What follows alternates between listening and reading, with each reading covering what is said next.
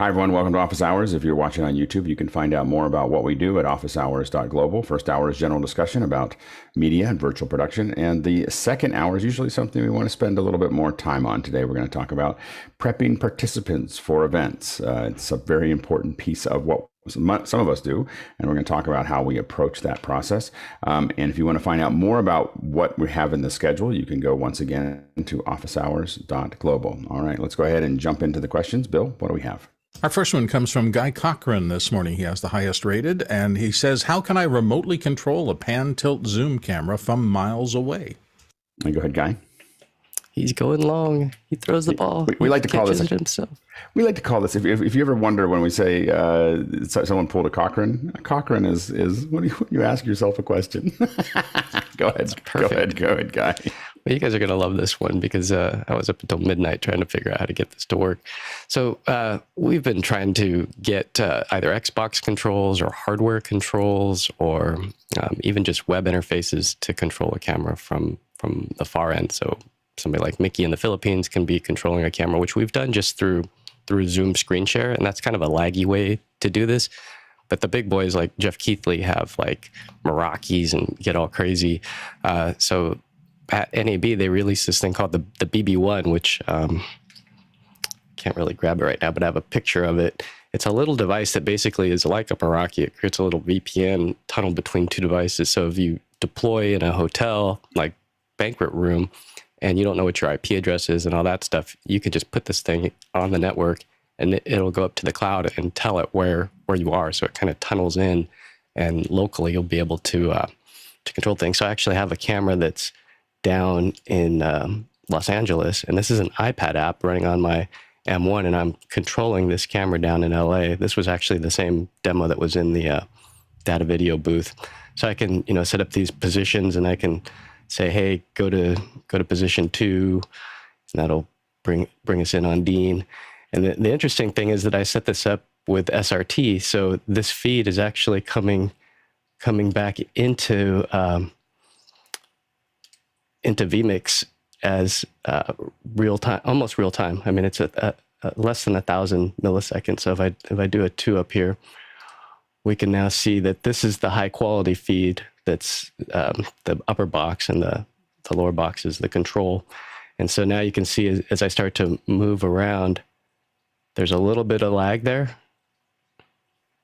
but the operator would be able to be controlling this and framing up the shot using this, because a lot of these apps like the PTZ Optics app, like this one, they don't give you the preview. So this one here is just the control. You got your basic presets and up, down, left, right. But here you've got the preview, and it comes in via RTSP. But really cool, stuff to be able to do this, because with this BB1, and here's the picture of what it is. You need 2 of these to make it work. And who makes the BB1? That's data video. So let me make that picture a little bit bigger so you guys can. And are they selling them now? Yeah, they're shipping. I have one right here under my desk at my foot. So basically, it'll control 5 devices. So you can put 5 PTZs at one side, and you can control 5 PTZ cameras and have 5 controllers at the other end. So you can have 5 operators, or 1 operator controlling 5 cameras with this device. And it's pretty slick. And it doesn't have to be data video stuff. It could be Panasonic. It can be it could be any IP device. So this could be ATEM stuff. It could be. It's literally just building a tunnel. It's just you're paying. And is there a subscription cost? Yeah, there's a fee for the DV Cloud. I can't remember how much it is, but there is a fee for controlling either. There's like a pro plan that's 6 devices, or there's one that's just 2 devices. So for like my church, we would just need just the basic one because we just have 2 cameras. So that would work for us. But once you get it working, it's just really slick to see something like this in action, especially on the iPad itself, because this joystick is really I mean, like, look at how, here, I'll move it up to fast so you can see that I could really wing it around. Right. And then you have all your controls, for white balance and all that. And in here you can set up camera A with the IP address and all that stuff. And there's different layouts, and you can change the SRT latency. And then the back end, do you guys want to see the DV Cloud back end? Yeah. Show you that real quick if we have a second. So that's the Mukana questions. That is now. How quickly can you get up to someone's face? I mean, is it something that you can? Does it have any kind of? Well, I guess do these Like, how smoothly can you do it? Well, that's the thing. So this right here is the web browser version. Right. And here you can see that there's a slider that says 50. Right. So you can move this to be even slower. Right. And get it like really, really slow. And then when you store those presets, it just snaps to it. It's based on how the setting is set. So you can have it move slow or you can have it move fast. Yeah, and then here's all the configurations for the camera. So you have all those things like your video encodes, where you want to push it. Like I set it up to SRT. You could do RTP. You could change video parameters. All your exposure, focus, image, all from afar. So you could have a remote operator changing the white balance, RG tuning, BG tuning, saturation, all that. That's great. So if I change the saturation from here or the hue from here, you'll see that it changes. Remember that like this is green screen right here. So because it's an SRT high quality feed, I could key this out and it would look really good for coming across the internet, because it's I think this feed I'm feeding. It looks 4 like megabit. She was already keyed not well, so it probably wouldn't work well. She was already knocked out. Yeah. It's super impressive though to see just how smooth this all works. I mean, like, gosh, I'm super impressed with. So, and I think it's about $500, somewhere in that range, $500 to $600. It says $600 on their site or $610, and but it looks like its street price is a little lower. And was this announced at NAB? It was, yeah, and then they were showing it in the booth. Yeah, it's really good. Yeah, it's very cool. Jeffrey? Yeah, I'm glad Guy did that, because I would have only talked about it. I didn't get a chance to go over to the data video booth to check it out. But there's another one that's actually coming out. I can't really talk about it too much, but it's using a protocol that we've had for many, many years to be able to control PTZ cameras and a lot of other things as well. So it'll be a good workflow, and it's going to be absolutely free once it starts getting implemented into its use. That's great. And to go back to the data video one, it is a true VPN. It'll pass all the video back and forth between the two locations. Yeah, in fact, right before the show, I loaded Companion on the machine and I programmed my Stream Deck button. So I was controlling that same camera with new buttons that I just made in Companion. So, and the next step was I'm going to hook it up to vMix and then use my my little Xbox controller. So then I'll be able to control that camera in LA with this. That's amazing. Very cool. Go ahead, Courtney. A couple of questions, Guy. Does it, when you create a preset, does it automatically calculate Bezier ease-ins and ease-outs into those presets, or from wherever you are at the moment? It does. I mean, not to the Panasonic, you can really fine-tune that stuff. Their software is really extensive. This one, I'm not sure exactly how that move occurs as far as how you program the ramp speed, like the deceleration, how quick you want it to get there. It seems like it's really wanting to get there in a hurry if you just hit it, without, well, we can try it. Let me see. Let's push this button again. So I'm going to merge back to here. And then if we push the button, so here's a close up. So I'm going to push it 1, 2, 3. And so that's with this ramp at 3/4 up. Now I'm going to bring it all the way up, and I'm going to go back to 1. And so that whipped it. So that's at fast. So now if we bring this down to slow, and we'll go to 4. Yeah, now it goes slower in. But that's I think this speed is dictating that right here. Do you see the slider that I'm pushing up and down? Yeah, let me bring the interface a little bit bigger. So merge back to the interface. And then you can see all I did was I was sliding this slider here and then going to 1, and that's fast. Or no, that's actually, it's not doing that. It's not, this doesn't have the control over the position. So when you're cutting between the two positions, it's just going as fast as it wants to go. I don't see anything in the menu as far as being able to slow that down. It doesn't seem to be able to control the speed between the pan tilt and the zoom so that they're integrated. It'll do one and then the other or something. I wonder if it's not the preset, if that just controls the block next to it, the little 4 buttons. Maybe that's a speed control just for those. Well, yeah, this speed control controls, so now if I move it at slow, so you can see how I can move around slowly. And if I do that with it at fast, then it'll be too quick. Like it's. Oh wait, that's great. Well, I think we're going to have to.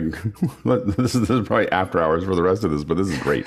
So this is we could probably spend the whole hour working on this. But I think that this is what a lot of us have been looking for. Is just something that you don't think about at all. You just put it on either side of the pipe, turn it on, and now you have the data back and forth. I'm kind of surprised it took so long for us to get something that was so easy.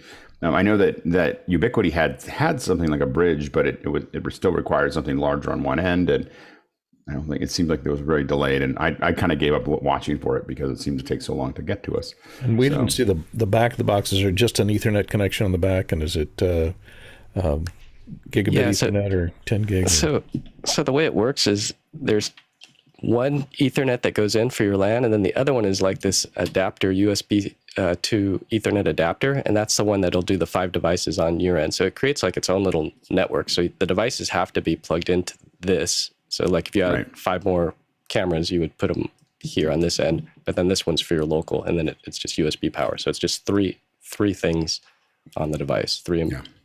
It's really cool. Yeah. But yeah, that's how small it is. I mean, it fits in the palm of your hand. That's a computer essentially in the palm of your hand, dedicated hardware. Awesome. So it's about $400 for a pair. So you could do one, but I'm not sure how that would work with just one. Yeah, you need 2. Yeah, no, that's great. Very cool. Thanks, Guy. Yeah. Next question. And I made a mistake. I am not the actual reader today. David Brady is, so I'm going to hand it off to his capable hands. Go ahead, take it away, David. All righty. Our next question is from Chris Widener in Lafayette, Indiana. And he asks, is anyone testing the Epiphan Unify cloud switching platform? And he includes a link. Go ahead, Jeffrey. I technically haven't tested it, but yesterday or the day before yesterday, I was on it, which was really cool. Let me show you really. So basically, we did a one-on-one interview at the Epiphan booth at NAB, and their producer was actually in Ottawa, Canada, as he was going back and forth. We had a 3-camera setup, all of them hooked up to Pearls. So that's how they got the SRT going back and forth between the studio and the floor. And so we had this is about a 27-minute interview as we did a back and forth question and answer thing, and it worked really well. I watched this a few times, and just amazing the quality that they got off of that. And what was the latency? Do you know? The latency, I had a confidence monitor. I don't know exactly what it was, but I noticed that it was at least about a second behind. So, which was great for me because then I could see what I was doing and where I was. And it worked for me a little bit better. But yeah. Great. Next question.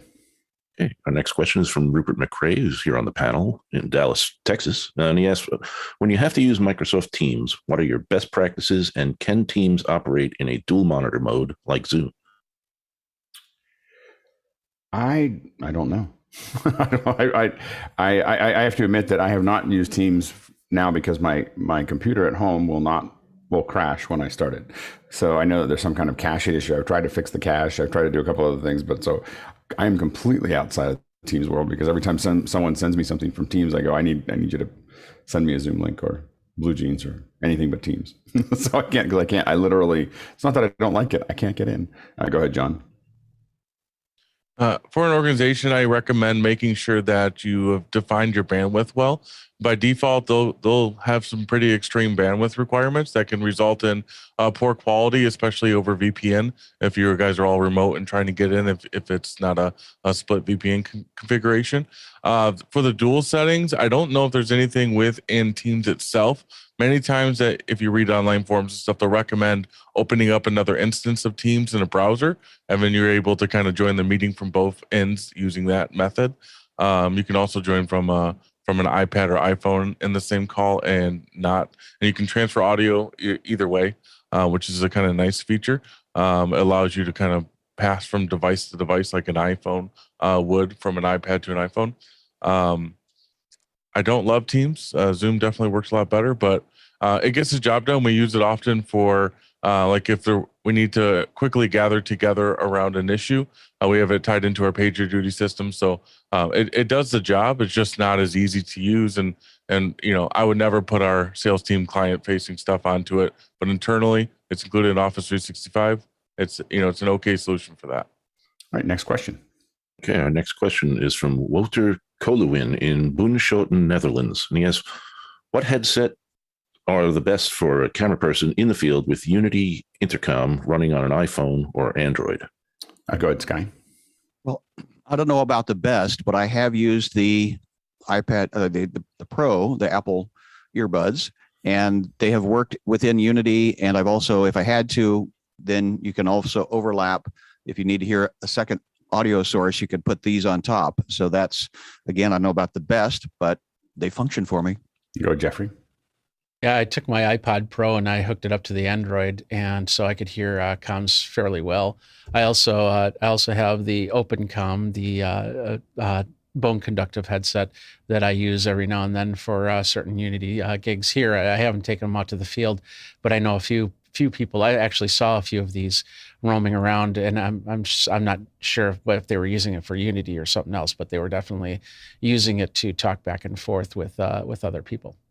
Yeah, one of the ones that I've used in the past is the Blue Parrot. Blue Parrot, I think the new one is like the 550, I think is the new one, but I've used mostly the 350 or the 450. And it is not wired, but it's a Bluetooth headset over one ear. So it's nice because it goes over the ear, and then it's got a nice little headset that comes down and it's Bluetooth and hands-free. And a lot of times when I was doing like Mad in the Kitchen out of the office, I was using that for comms because I could walk around and do what I needed to do. And so it's a pretty good headset for that type of thing. Next question. Okay, our next question is again from Chris Widener in Lafayette, Indiana. Telepresence Robot says remote camera rig. Thoughts? I go ahead, David.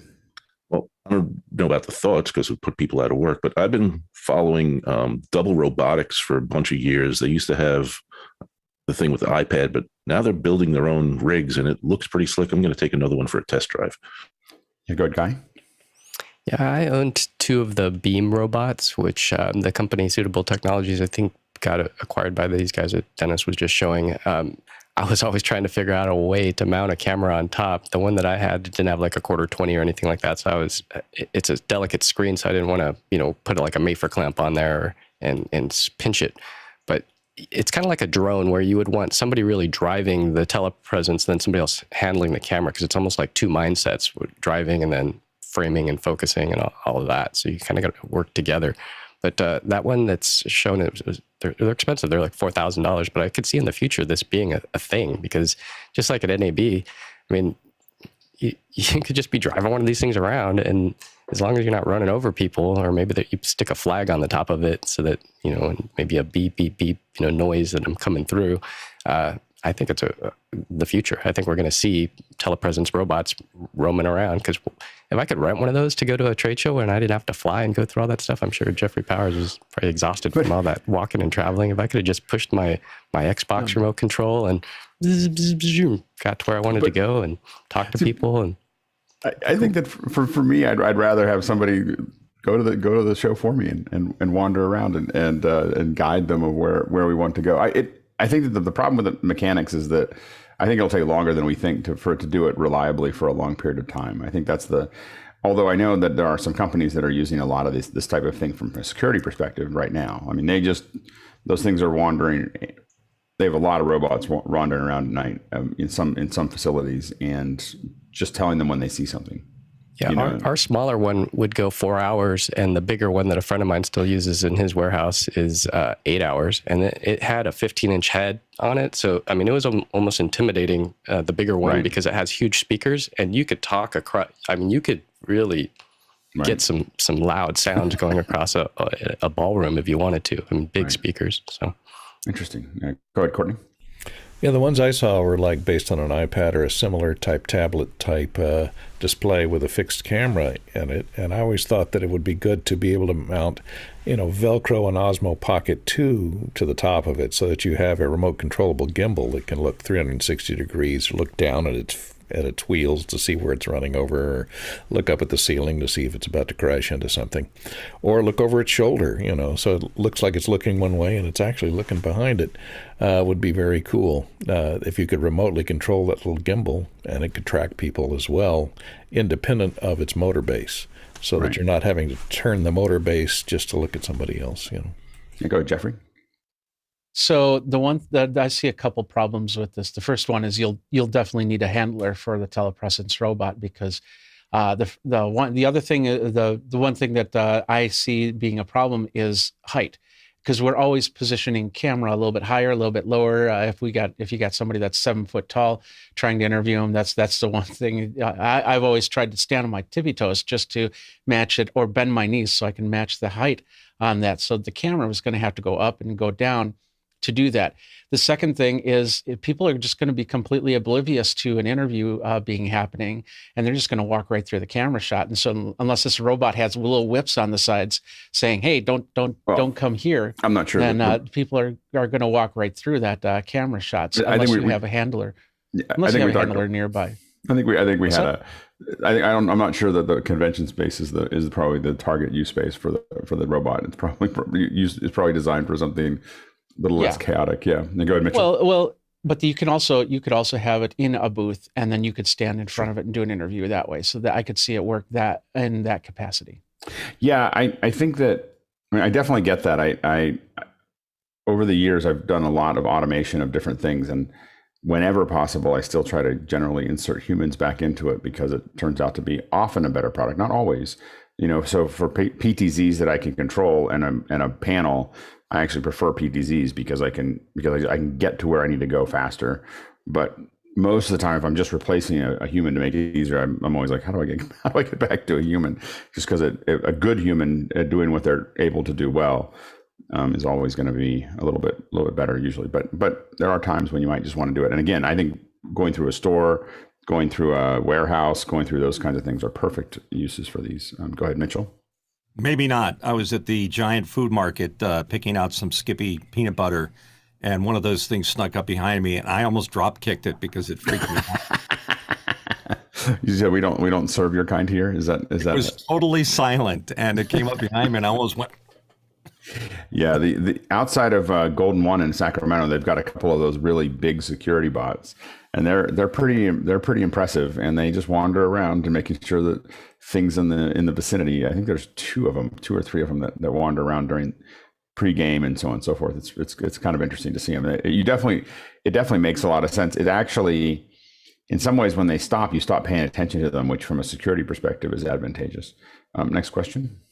Our next question is from Michael Forrest in London, UK, and he asks, does anyone have experience building structures with aluminium profile? Ooh, I see what you did there. Anyway, I'm not sure exactly what you mean there. I think that if you're talking, like for me, what I think of as 80-20, which is extruded aluminium. Go ahead, Courtney.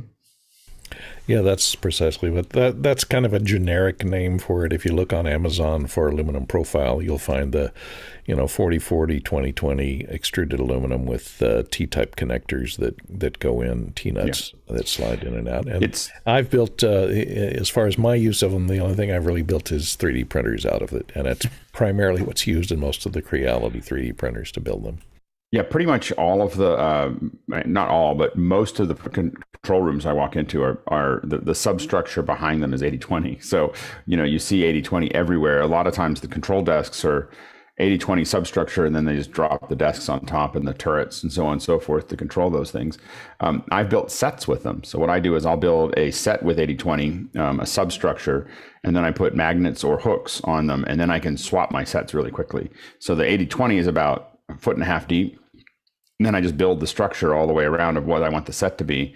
And then I put rare earth magnets in them. And then I can put rare earth magnets in my facade and just snap them on. And the big advantage is I can swap the set really fast, but I can also, it does very little damage to the facade, which is important over time. Go ahead, David. So is 80-20 then the brand name of the profile as referred? I think it is. I think 8020 is the brand, and it's the best. It's one of the few paper catalogs that I own. I have, there's a couple of them that I like to just look around and dream things that I could do things with the thing that I have there. Sweetwater, B&H, but one of them is the 8020 catalog. It's thick. It's a thick catalog full of ideas. Go ahead, Courtney. Yeah, there used to be, unfortunately passed away fairly recently, a year or so ago, as Chinda used to make these sound carts out of that type of extruded aluminum, and they were really great. They're very expensive, but you could customize them for any type of layout and put drawers and rack mounts and, wireless mic extensions and places to hold your recorder and wheels, etc. And you'd find them a lot in the sound cart world. Easily customizable. It's like an adult erector set. That's the easiest way to describe it. So it's really, really cool. Next question. All right. Our next question is from Kyle Hammond in Chicago, Illinois. And he asks, is there a way to archive or migrate a Gmail address and subsequent Drive account before they make it a paid account? Matteo? Yes. You can use a service which is called Google Takeout, and you can find it on takeout.google.com, and it will allow you to bring out everything you need. And I'm just going to show you quickly. It looks like this. This is in French now, but you can have it in your own language when you go there. And you have all the different services that you can select and choose what you want to take out. And once you've done your selection, you can just decide whether you want it to be a tar, several files, and you have then a downloadable file after a few. It depends on how many gigabytes of information you have. It can take a few hours, a couple of days, but it will get there. You will get an email, and with that you will be able to download an mbox file, which you can use either to archive it, to import it into another mail service, or do whatever you want with it, because it's a very standard and compatible format. That's great. Next question. Okay, our next question comes from Denise Lahat Kunz in Jerusalem. I don't have a wall behind me, but a large window about 15 meters behind me with direct light most of the day. I have a Brio. What is the best way to set up background lighting so it looks pretty like you guys? Go ahead, Courtney. Well, one thing you might think of if you want to see outside that window is a type of transparent solar shade, something like this that has about a 2-stop difference. You can see through it, so you can bring the brightness down of the exterior to especially if it's directly behind you, to a point that it's manageable.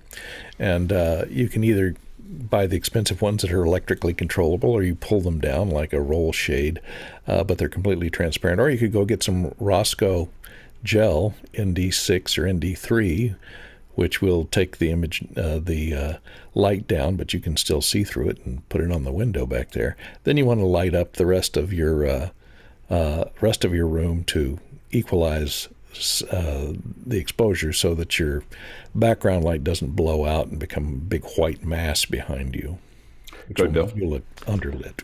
Everything Courtney said, I will add a couple of things to that. He mentioned gels, and ND gel is one of the things if you want to be able to see out the window. If you have fixed lighting inside the room and that lighting is tungsten balanced, so warm light as opposed to cold light, you might want to get ND gel that also has CTO in it. So just look for those kind of products, and that'll balance the window. For me, the window behind me right there, which I've opened the shutters for in anticipation of this question, is an outside window. If I leave that untreated, I have a disaster in trying to get my exposure right. So I've taken a piece of thick foam core. Foam core is a miracle stuff, and you ought to play with foam core. It's really cool. They have it in thin and thick versions. That's the thicker version, so it's a little more than a half-inch thick.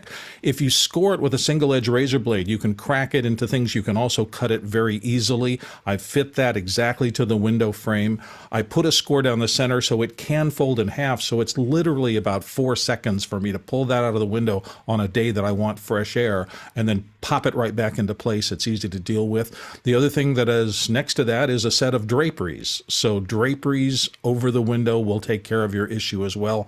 But yeah, if you don't control the background light, you're always going to be fighting to get a proper exposure in your set. And generally, the first thing that I do with a window behind, I have a huge window right behind me in my home office, and I cover it up because it's the problem is I can try to knock it down so people can see outside, but it's a big variable, especially if I'm using a webcam and I don't have as much control. My concern is always that it's going to be bright one day, dark another, and it's really hard to manage. And so I usually just try to eliminate it. That's kind of my approach to it. I use a Lastolite, or now a Manfrotto. It's a gray screen that you've seen me use most days, other than when I'm on the road. It's about 6 foot by 7 foot is the largest one they make, I believe, and that's the one I use. It's just right for what I do. But I would also consider that as well. It's nice because you can just pop it up and take it back down again without really affecting anything. And you can, once you have it set up. Mine is a little bit more permanent, but we can set them up and take them down in a couple minutes. So it's pretty convenient to eliminate that, unless you want to really go treat it. But treating it will look nicer, but you'll be dealing with it constantly. So you just have to decide what you want to do there. Next question. Next question comes from Chris Sabato in Albany, Oregon. And he asks, I'm recording interviews that will get cut up and intertwined. They're all on the same set. I had a settings issue and half the videos have different white balance. Should I fix before cutting clips and re-render, or in the timeline? And he's using Premiere. Go ahead, Mitchell. Yeah, I would fix the master the master clip with the white balance or color corrected so that it matches. Then you don't have to worry about matching your presets or anything like that. It's better to do it on the master clip. Go ahead, Bill. Yeah, we talk about doing color grading, and there's a couple of different kinds, and one of them is a base grade before you start editing, and that's what we're really talking about here. It's getting all the clips set up so that they're generally equivalent to each other. If you have a color temperature or an exposure problem with half of your shots, I would always 100% of the time fix those shots first, make them match the other ones. For the entire rest of the time you're working with those clips, you won't have to think about going into each clip you put on the timeline and fixing it, because you've already fixed the master. And as someone who does post, I would never change my raw content, from a color perspective. So I never want to do a conversion and then burn it in and then do another conversion. I would always want to start with I would always work with my original footage and then make those adjustments. And then, if I have to cut and paste them across, or I put them into their own, it's in different applications, you can do different things to tie those together. But I personally would never, could do a color correction and render them all out unless I was absolutely certain that they were absolutely correct. Because the problem is you're going to do another color correction and you're stacking that on, and what you can end up with is posterization. So you have to be very careful of degrading the quality of your image overall over time. Stacking two color corrections on top of each other that are not part of that is not something that I would recommend. But everyone has their own approach. I do conform them all to the same frame rates, or other things like that. But when I put them in the timeline, that's one of the reasons I work in Resolve, is because I know I'm going to do color correction. So I'm going to do heavy color correction, and it actually means something.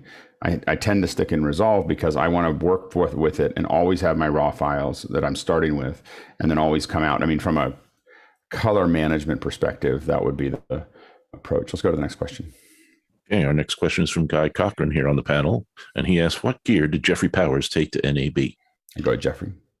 So I had two gears here. I'll go through them really quick. The first one was when I did my recorded interviews. I used this at CES. I used this one at Infocom, and so it worked really well. It's a DJI Pocket 2 on the DJI Pocket gimbal. So I could bring this up. I could bring this up to about 7.5 feet on a monopod.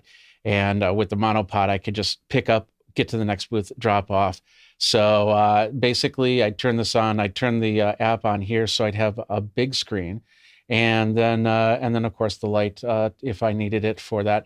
This also comes. The Pocket 2 also came with the mic, so I did the 3D print of the mic handle, so I could do a regular interview thing, or just plug it onto my body, put on a lav or something like that, so I could do personal stuff. The other one I did was when we did the live stream, I decided to go with the Android. I've shown this before as my at-home kit. So basically what this is the Android phone. This is the Asus Zenfone 7 that has the retractable lens, so it'll actually flip right about here when the camera turns on. and of course around the cage. This was actually set on the tripod.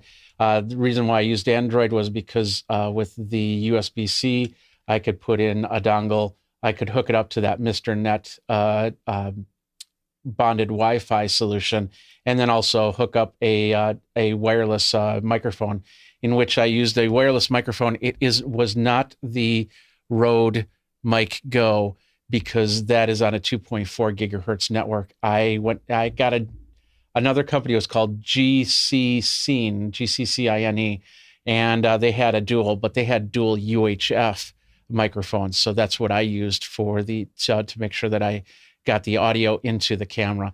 The only reason why I would use this again if I was doing recorded stuff, because then I could use Filmic Pro or something like that. And as we saw at the Frame.io booth, they're making really nice attachments so you can put good lenses on these types of cameras.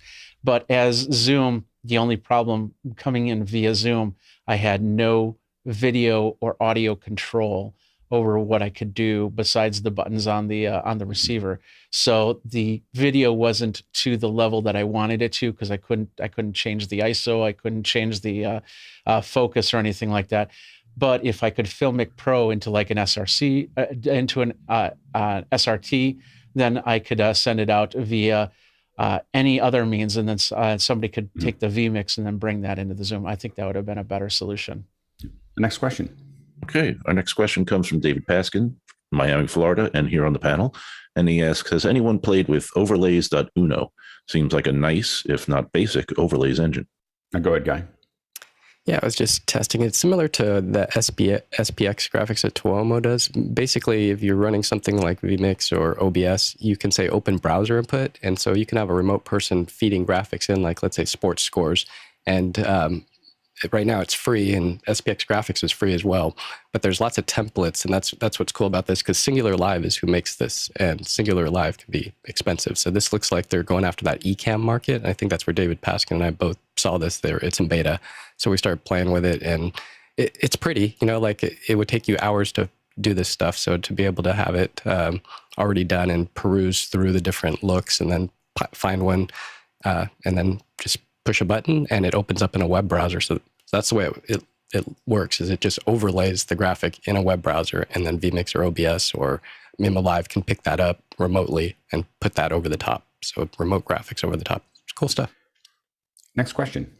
Hey, Denise Lahat-Kunz in Jerusalem is back, and she's asking, what is the recommended secure software for adding a logo only in Zoom? OBS is not an option due to security concerns from IT. Go ahead, David.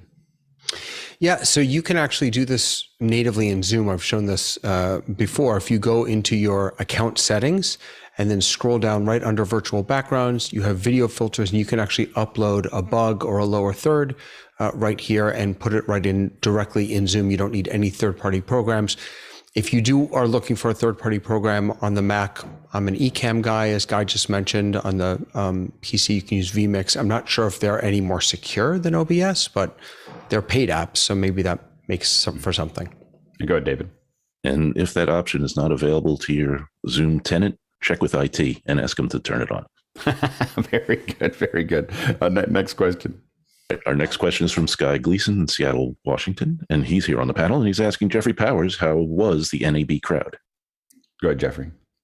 It was pretty good. In fact, let me show you how good it was. So I did on my DJI Pocket 2, I did a little hyperlapse walking around the central hall here.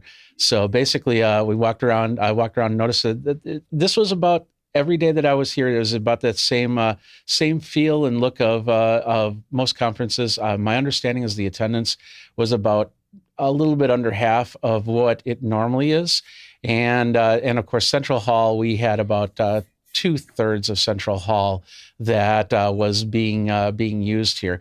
But and this was this would have been Tuesday. So as you can see, there were a lot of people who just passed through the Sony booth. This is the B&H booth right here. We had a lot of people coming through.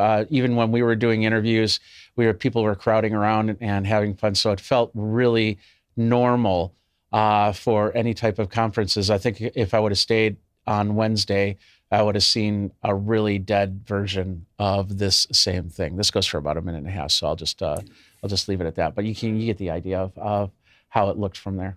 Go ahead, Bill. NAB sent out their press release. I just got it yesterday, and it says the official attendance total registered 52,468. Of that, 11,000 came from overseas, from about 155 countries. So it's about a third, or maybe a little less than a third, of what we would have normally expected back in kind of the bigger days.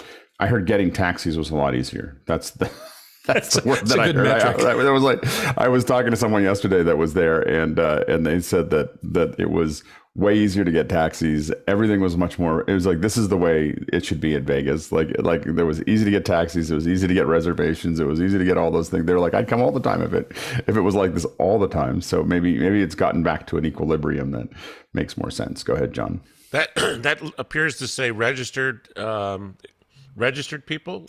That is correct. That was total registered attendance. So how many people like me registered and never showed up? I registered and didn't show up either. There you go. So I think that the numbers it sounded from people I talked to much lower than a third of or half or a third of the attendees. And it'll be really interesting to see how conferences move forward. I just think that people are starting to form other habits, and that's what they were desperate to keep us from doing. And I think that it's going to be an uphill battle to get people back. Go ahead, Courtney. Can't hear you, Courtney. Sorry, I was wondering, Jeffrey, if a lot of the little booths that used to be in the South Hall, which was closed completely off, appeared somewhere like Decimator and a lot of those great little box manufacturers that you would find in the little booths. Were they in the West Hall, or were they taking residence in North? They had, as for the booths, the small booths, there was in the West Hall, there was the La French pavilion that you would also see at CES. And they had little booths. They were basically sprinkled throughout the whole, in between West, North, and Central. North Hall was the only one that was filled, whereas Central Hall, like I said, 2/3 of it was filled. And then West Hall, I really don't know, because of course, that was the first time I was ever in West Hall, going from there. Speaking on the taxis thing, of course, they had that Tesla loop, so that helped a little bit on the taxis there. And there was one other thing I was going to mention that Bill talked about, but I completely forgot now. Okay, next question. Our next question comes from Jonas Iser in Karlsruhe, Germany. Is someone using stagetimer.io in combination with a more detailed run of show in Google Sheets? How does your workflow look? Go ahead, Sky. I'm going to point to Josh Kaufman because I've recognized that he is using this tool and he wanted to introduce it into our workflow for the NAB experience.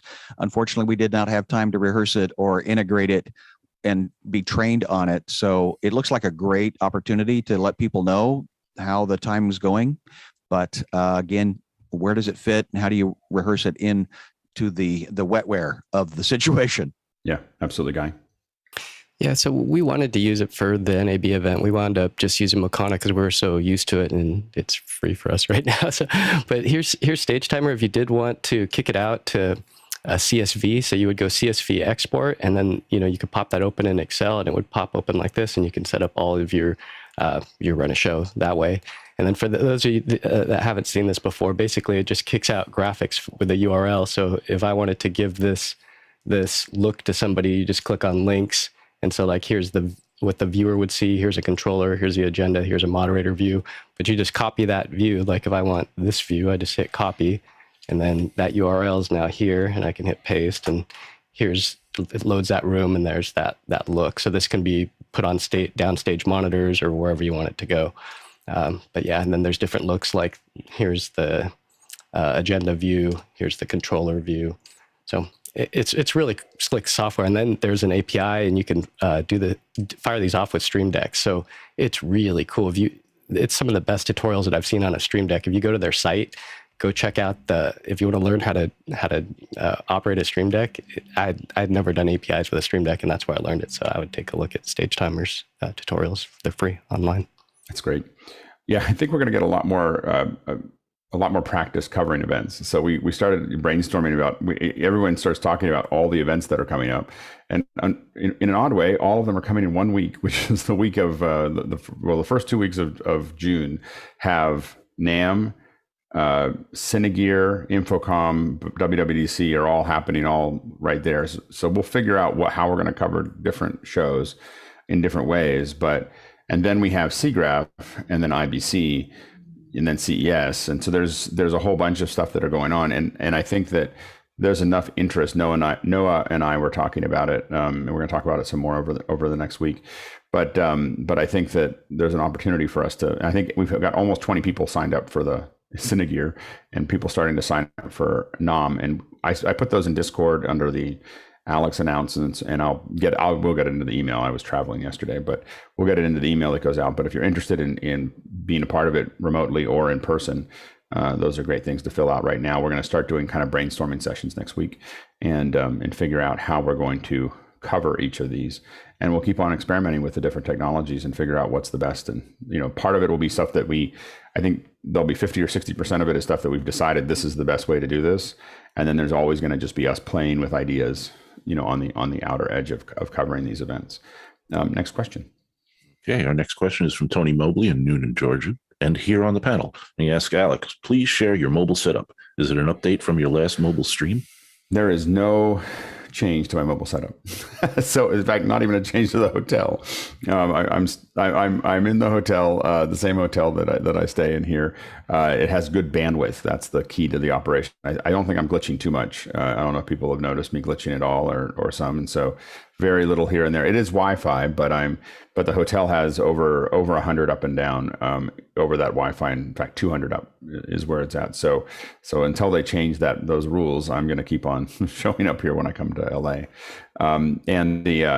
But I'm using two Pavo 6Cs. The desk is a little weird. I have to admit, it folds out of the wall. So it's a very small room.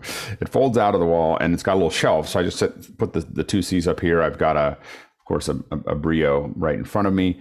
I'm using a mix pre with noise assist because there's a big fan. I don't think can you guys hear the fan at all? No, not at all. There's a big fan that's pushing in the air. And the only evolution is that I'm no longer using a case. You normally have a 1510 that I sit underneath my laptop, and I'm now using I grabbed one of my stands that one of my synthesizers sat on. It's like it's for your laptop, and it folds up into nothing and then opens up into about a 10-inch rise. So that was a big evolution for me. So now it all kind of fits in my backpack. It takes me about 5 minutes to set up because everything's all in one place. I don't change it at all. Like that's the big rule is there's a little bag that is my mobile bag, and that stays. I don't tear it apart for anything. I'd rather go buy stuff from Amazon than tear apart my bag.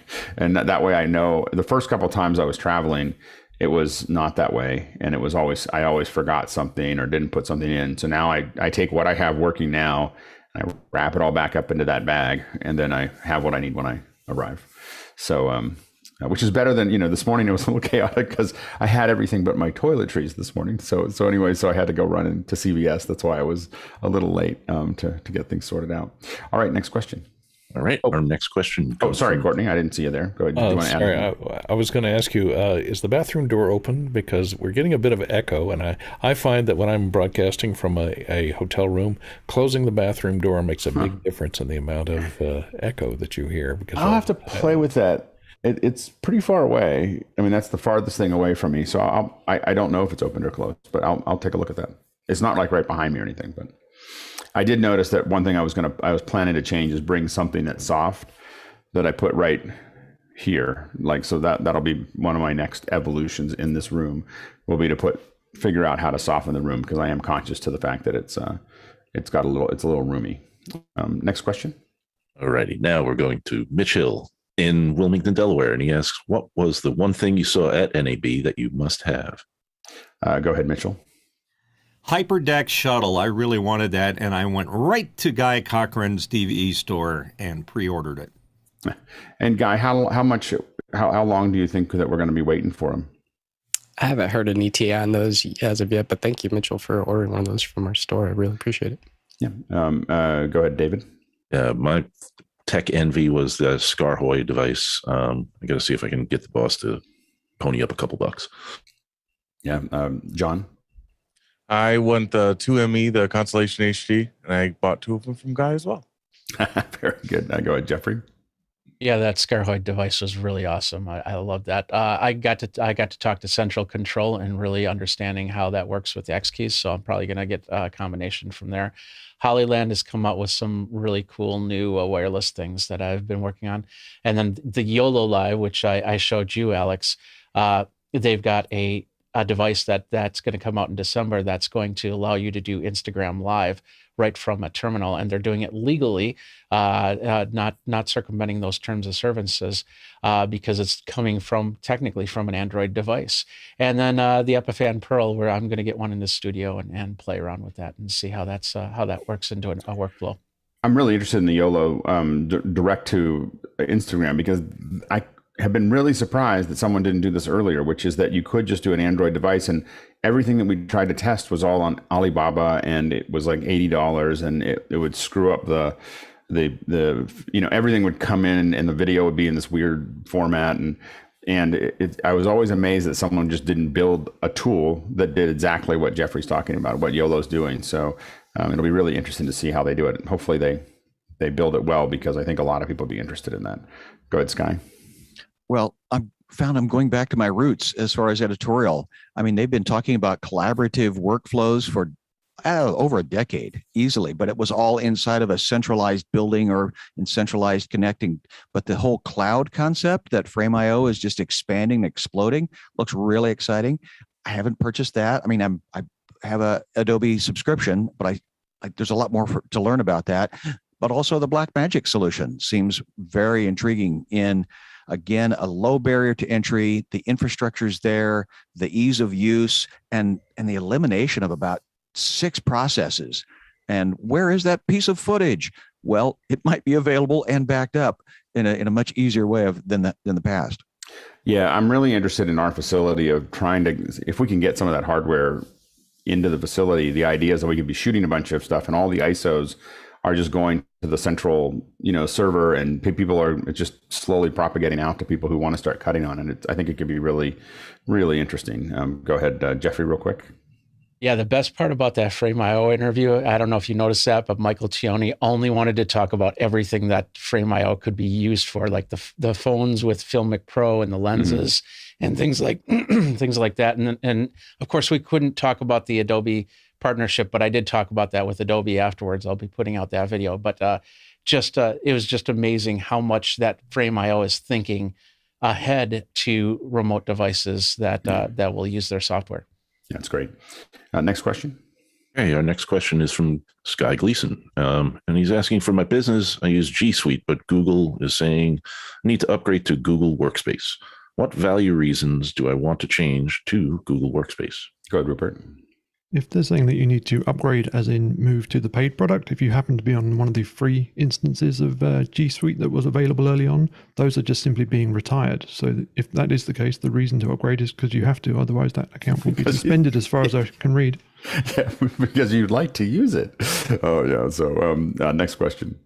All right. Our next question is from John Foltz in Selinsgrove, Pennsylvania. I have several Aton Bauer V-Mount batteries. For some reason, they're not charging fully. Tried 2 different chargers. Is there a way to test these, and what does the panel do? Go ahead, Bill. Batteries have lives, no matter how good the batteries are. And Aton Bauer batteries are fine batteries. They, among other things, people make really good battery chemistry, but still they have a time. First thing I always do whenever I buy a battery is slap a date on it when I got it, because over the course of years, and particularly over the course of discharge recharge cycles, batteries just age out to the point where they do not take a full charge. Now, some sophisticated chargers have a switch position on them that says refresh, and they will do a deep discharge and a deep recharge to get them as good as they can be. But time is an enemy. So that date that you bought it, you have to just budget for replacing batteries every 4, 5, 7 years, depending on how your cycle goes, because they just don't last forever. Next question. Right. Our next question is from Al Trivet in Carmichael, California. Any tips on eliminating breathing sounds from narration in Logic? Well, you get used to seeing them. and then you select them, and then you pull them down. I'm sorry. Like there's some automatic ways to do it, and I always find that I spend half my time trying to figure out what the automatic ones missed as far as doing that. And when we're pulling those breathing sounds in, we go in and we use what I really like to do is have some kind of controller for it, so I have a hardware controller that I can sit there and run the automation through as I'm doing it, because it's just a lot faster than doing it with your mouse. Go ahead, Bill. As you can imagine, as a voiceover guy, I do this a lot of the time, and Alex has hit most of it. I will say you get used to what a breath looks like, and you can just, if you have a relatively short project, you can visually go in. For me, it's a range selection and then suppressing it at a certain amount. I generally don't take them out entirely because people do breathe. Particularly if I'm compressing a voice track, the breaths can get annoyingly loud, so I want to bring them down. Usually 16, 18 decibels below makes a natural sound. You can still tell they're breathing, but it's not in your face so much. The de-breathers, and there are some de-breath utilities out there. Mm-hmm. I've had mixed results with them, but pretty much what Alex says. It's just something you have to learn how to do as part of your craft. And go ahead, Jeffrey. Yeah, same thing here. I used to take out breathings on multiple shows, and people started complaining about it. So I would just knock it down to half. But the best way to do it is to not have them do it to begin with, and that's by proper mic techniques, moving the mic away a little bit, and then I would say that a little bit of. Except that once you start removing breaths, you start realizing that they're everywhere, and you hear them. Like when you listen to NPR, they don't take the breaths out at all. And so I just that's the red pill for all of you. I apologize if you listen to NPR. All you're going to hear now is the breaths in between everything that they're saying. And so I think that it depends on the mic. I mean, like the Neumanns are so sensitive that you tend to. That's what NPR uses. You tend to just hear everything really, really well. It depends on it's not just mic technique; it's the mic itself on what it picks up. But I think that they drive me crazy. So anything that matters to me, I'll take the breaths out. And we have someone that does a lot of our podcast editing, and she takes all the breaths out, and she'll do it. I mean, it'll take her 10 minutes to do an hour. It's not something like once you get good at it, because it's tap on one side, tap on the other to set the two keyframes, and then I just pull, and then I just grab it and move on to the next one, and it's pretty quick. Next question. Okay, our next question comes from Jeff Vreeland in Indianapolis. And it's a simple question. How do you all secure the wiring from your earpiece to yourself? Super simple question, so apologies in advance. Go ahead, David. I love super simple questions. So most earpieces or IFBs will have a little clip right here that you just clip to the back of your shirt. They also have this little slide here that allows you to adjust how tight it is around the back of your neck or the back of your head. So there you go. Sorry, I muted myself. Go ahead, Rupert.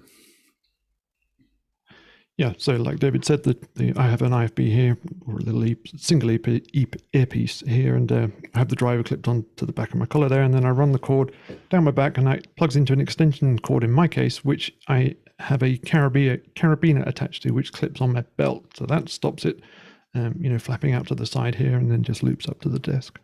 Go ahead, David. In a controlled environment, I'll use the Bulldog clips, so I have them lying around. In the desert, sometimes a good piece of gaff tape over your ear, like we did to John Preto, comes in handy. Go ahead, Courtney.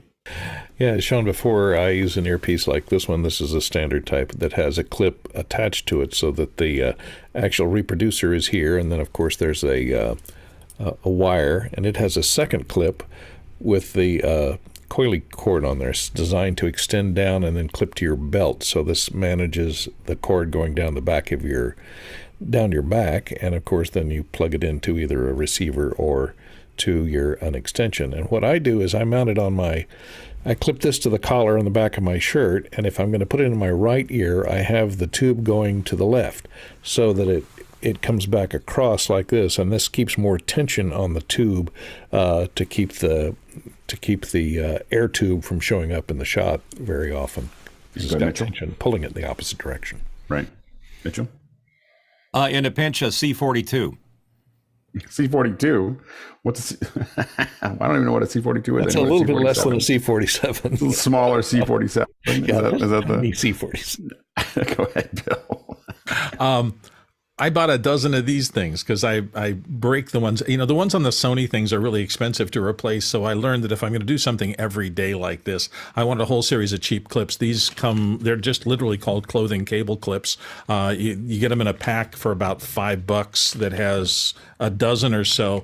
I will note that there's a little gap in the, in the cable clip part of it. It's not really super tight. So what I do is, especially on these incredibly small wires that the IFB type receivers have, I put a little wrap of gaffer's tape around the wire itself, and then it fits in here and stays exactly at the length I preset it to.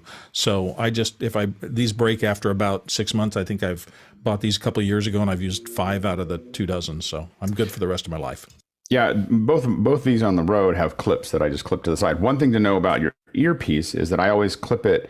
My earpiece is on this side, and I'll clip it to this side of my neck. So I'll pull it, and I turn like this, and I'll have people do this when they put it in. Turn and look down across the far shoulder from their ear to make sure that it's not pulling against it. But otherwise, I want it as tight as I can make it without it feeling like it's pulling when I look down like this. And the reason I do that is so that I don't see a big earpiece. I don't see the coil. So a lot of times, one of the things you'll see if you don't pull it to the far side, and it depends on the size of their head, is you'll see a big coil sticking out under their ear. And so I'm a little sensitive to that. And the thing that I have, people were complaining because my ones at home were going everywhere. By accident, I realized that if I just let them twist up and pull them over, you'll notice the last week or two has been much cleaner than it has been in the past, just because I just let them just be coiled, and then I put them on and they're just tight right behind my head without any kind of extra stuff. Go ahead, David. Yeah, the one other piece of kit is the Angry Audio headset disconnectors. That's where you can wire everything in, and it's a MagSafe thing, just snaps in right at the desk. We've had conversations with them. We got to get Angry Audio on. They're good. They make a lot of good stuff. All right, next question. Okay, our next question is from Chris Widener in Lafayette, Indiana. According to Docents at the Buffalo herd, they're getting ready for calving. When working with such things, would YouTube have a problem with the graphic nature, or would the better thing being cutting out of the more graphic parts? I'll go with Jeffrey. There are a lot of childbirth videos out there on YouTube, but if you watch a lot of them, you'll notice that they are not live. They are recorded and post-produced, and any of the naughty bits have been pretty much blurred out or shaded out some way, shape, or form. When it comes to doing live stuff like that, that gets a little bit trickier, and especially when you're using doctors and things like that, because they might not want to be live streamed. Buffalo, so I don't know if there's any. Yeah, I know it's Buffalo, but there's still some to that, because a lot of the childbirths are water births, and there's understandings. But you bring something into that, then there's always a chance that somebody does something wrong, and then lawsuits happen. And that's the one thing you have to worry about when it comes to stuff like that. But who's I know you don't have to worry about it too much on that. Who's going to represent the Buffalo? Like that's what I want to know. Like is there a Buffalo lawyer? If that's a prize-winning Buffalo or anything, I don't know that whole space. But if that's a prize-winning Buffalo and something goes wrong, a lawsuit can happen. I don't know. I've always thought the Buffalo represent themselves pretty well on their own. Go ahead, Bill, real quick. All I was going to say is this is one circumstance where I would put a disclaimer up at the beginning of the program and just say there are scenes of Buffalo childbirth in here. If you're sensitive to that, just give them a little advance warning. And once you've done that, you're fine. It's funny because I was trying to think, as someone who grew up on a farm, and this happened all spring. I couldn't think of what I was like. What graphic thing is he talking about? I couldn't think of what would be graphic about it. But I can see now that maybe people would consider that graphic. Go ahead, Courtney. And Buffalo Bill, frontier bovine lawyer. Now, if you choose your angle correctly from the front of the buffalo rather than from the back, I think it could be instructional and yet not too graphic. Yeah. Again, it's hard for me. It just tells you from your background, because from my background, I can't think of any part of that that's graphic. It's just because it's just so normal when we grew up. We've gotten hits on branding videos and things like that I've been involved with here in the Southwest. That disclaimer just tells people there's going to be something in there that you may find objectionable. Deal with it. Next question. Our next question comes from Ben Cook in New York. Any thoughts on the new Sony FE 24-70 millimeter GM2 lens for E-mount mirrorless cameras? And we'll go a little bit quickly through this one. Next question. Not next question, Mitchell. Sorry. We're going to go really quick through this. All right. Wow. This is a 2470, but it's the Mark I, and the 2 is just slightly better. It breathes a little less when you're focus ringing or doing a zoom on it. And I also saw the what is it, the 16 to 35 power zoom, which is very light and very nice. And we're going to finish up these questions because we're almost there, and then we'll jump into our second hour. Next question. Okay, our next question is from Douglas Carmichael. What do you see as the outlook for the iOS and mobile in general development market in the future? The Department of Labor said computer program demand was down. Go ahead, Bill. Just think of where the eyeballs are. I think I mentioned this in terms of this kind of question before. There were a number of living rooms in the country. There are far more personal devices now in people's pockets. So if you want to get to people's eyeballs with your work, becoming an iOS expert would be a great way to ensure that you're going to be employed for a long time. iOS or Android or some kind of mobile skill set that you can get to where people are watching, and that's in their pockets now. There you go, Rupert, real quick. Yeah, I'm not sure what exactly the Department of Labor might be referring to as computer programming, but if you're thinking about people programming computers at low-level machine code languages, then maybe there is less of that these days. Is there more people doing full-stack developing, integrations and software as a service and cloud stuff? Then probably. Go ahead, John. It could also be that there is a large number of people about to enter the marketplace who have been in elementary, high school, and now college, who are going to be graduating and actually taking those jobs. I know that I'm looking for 300 to 500 people over the next year, between mobile space and then traditional web development. So the demand is still high for people who are looking to innovate. Yeah, the grow with Google is a desperate push for we need more people. Like it is there is a huge and we haven't even reached the metaverse and AR and all the other things that are hitting. The mobile market is probably the hottest market for programmers right now. I think that I talk to people every single day about how hard it is for them to find you can find a lot of developers. So what I will say is that you have to get yourself to the top 10%, so you really have to work hard to get there. There's a lot of mobile developers. The hard part is finding ones that can actually structure their code well and work with teams and that type of thing. And so but the demand is intense, for folks right now. Next question. Okay, our next question is from Chris Widener in Lafayette, Indiana, and he's asking, how can Yolobox stream to Instagram? I thought anything except in the Instagram app was a terms of service violation. And we'll go a little bit quickly through this. Go ahead, Rupert. I'm not going to comment on the Instagram terms of service specifically, but it wouldn't be inconceivable for it to allow only allowed devices, and for ABox to be an allowed device. That would provide a licensing opportunity or an integration partnership or whatever. You go, Jeffrey. This is it right here. As you can see, he's in Instagram. He's on his Instagram profile. They put a side app that basically they're taking control of the camera by telling it to go to these PTZ cameras.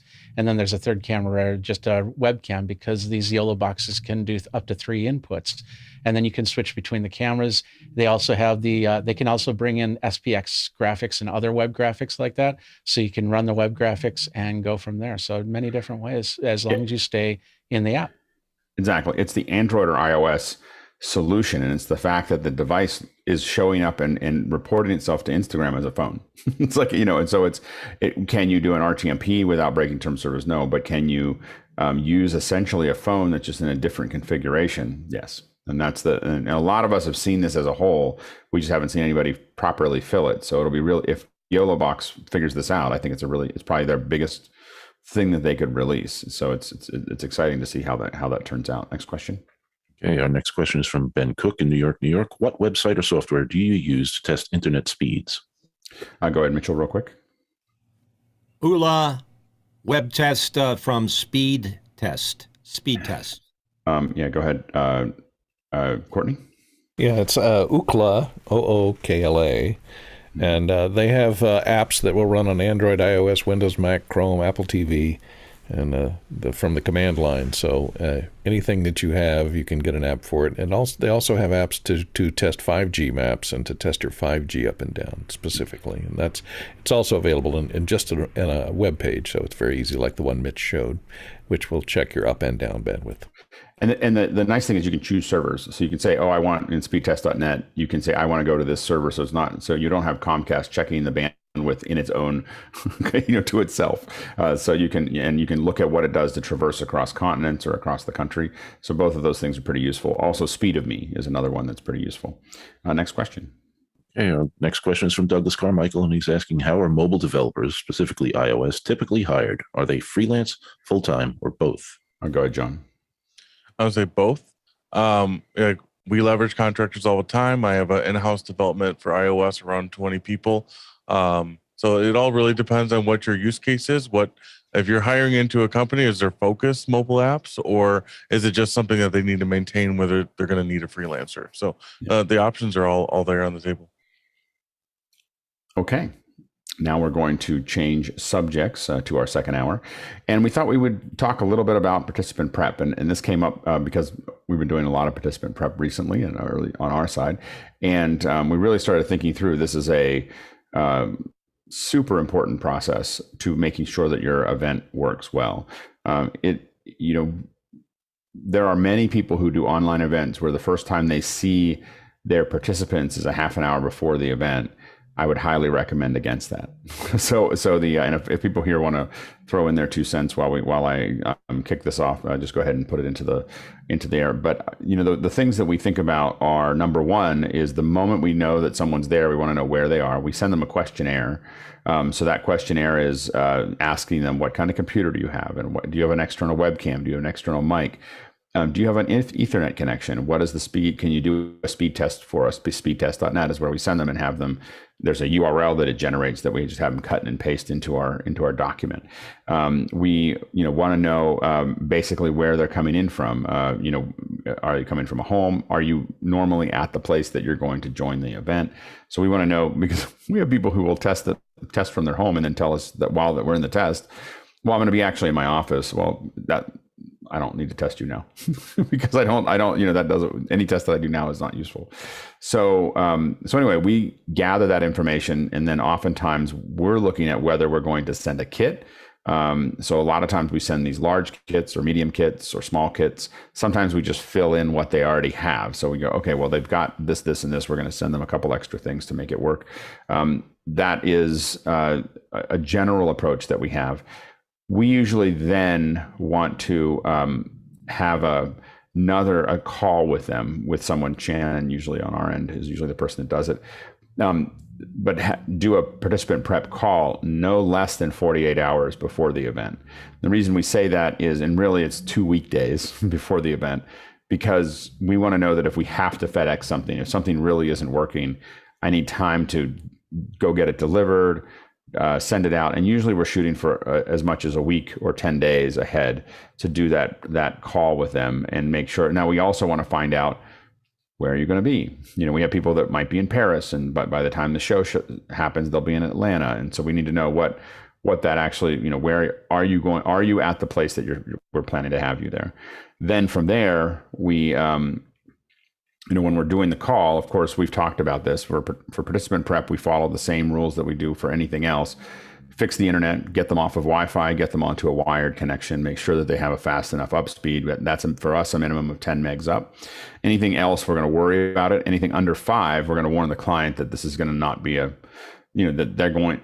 their connection is not stable. Anything under 5 megs, we'll say that the connection is not stable, but we're really looking for 10 or up, to make sure that that's there. We'll ask them things like, do you have anything else on the network? Is this the Wi-Fi that the whole family uses? Is this, because they can be 10 megs up, it doesn't matter if the whole family is using it. We do want to know,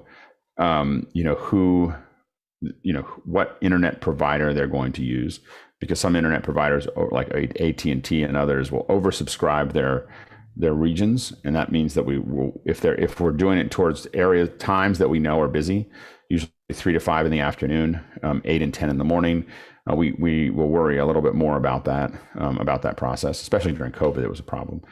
Then of course we go to their audio. Can we fix their audio? Did we send them a mic? Then to their lighting, then to their video, then to their background, and we work through those things. Another reason to do it way ahead of time is that we don't want to.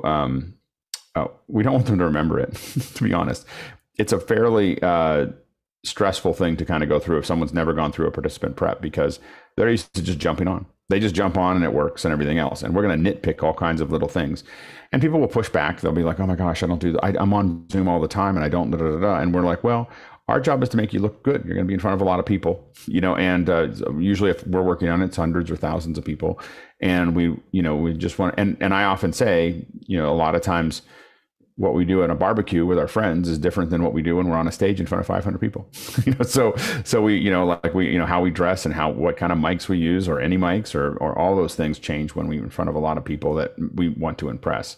So, we kind of work through those things. But the nice thing is we've gotten through all that hard stuff at least 2 days ahead of time. By the time if they don't break the system down, or at least they kind of know where we're going, when we get back to them later, it's a lot less stressful, because we went through all the hard things. We figured out all this framing stuff. We figured out all those things. And usually that just fades away for them, for how it looks, and they just look nice and everybody else looks nice. We usually try to get people to come in an hour before the event. So we want them there for a while. We want to know that they're there. A lot of that's an error correction. It's if they're, an hour oftentimes means 45 minutes or 40 minutes, because some of them didn't show up. You have to call some of them. You have to find them. So if you tell them to come, half an hour is 10 minutes before your event. An hour is, 30 to 40 minutes before your event. We try to make that comfortable. So we have a green room. We have people who are, we can group people together so the speakers can all talk amongst themselves. And they oftentimes have sometimes the pre-show is better than the actual show. In fact, I would say solid half of the time the pre-show is better than the show, because in the pre-show they're freewheeling and it's a lot of fun and they're just having a good time. And once they get to the show and all the structure, it becomes less fun. But the goal is to get them, if we've solved most of their problems. One of the things we do is we almost always do all of our prep before they get there. And if we do any prep, we oftentimes have a breakout room where we pull someone out. We very rarely prep people together. So I know some people in our group do that. I will almost never do that, because it creates a stress point. No one wants to look foolish in front of their friends, and especially their peers. And so if you're a professional and we need to sort something out, we like to take you to somewhere else to do that. Now, if we're just tweaking a couple small things, we might handle it all together.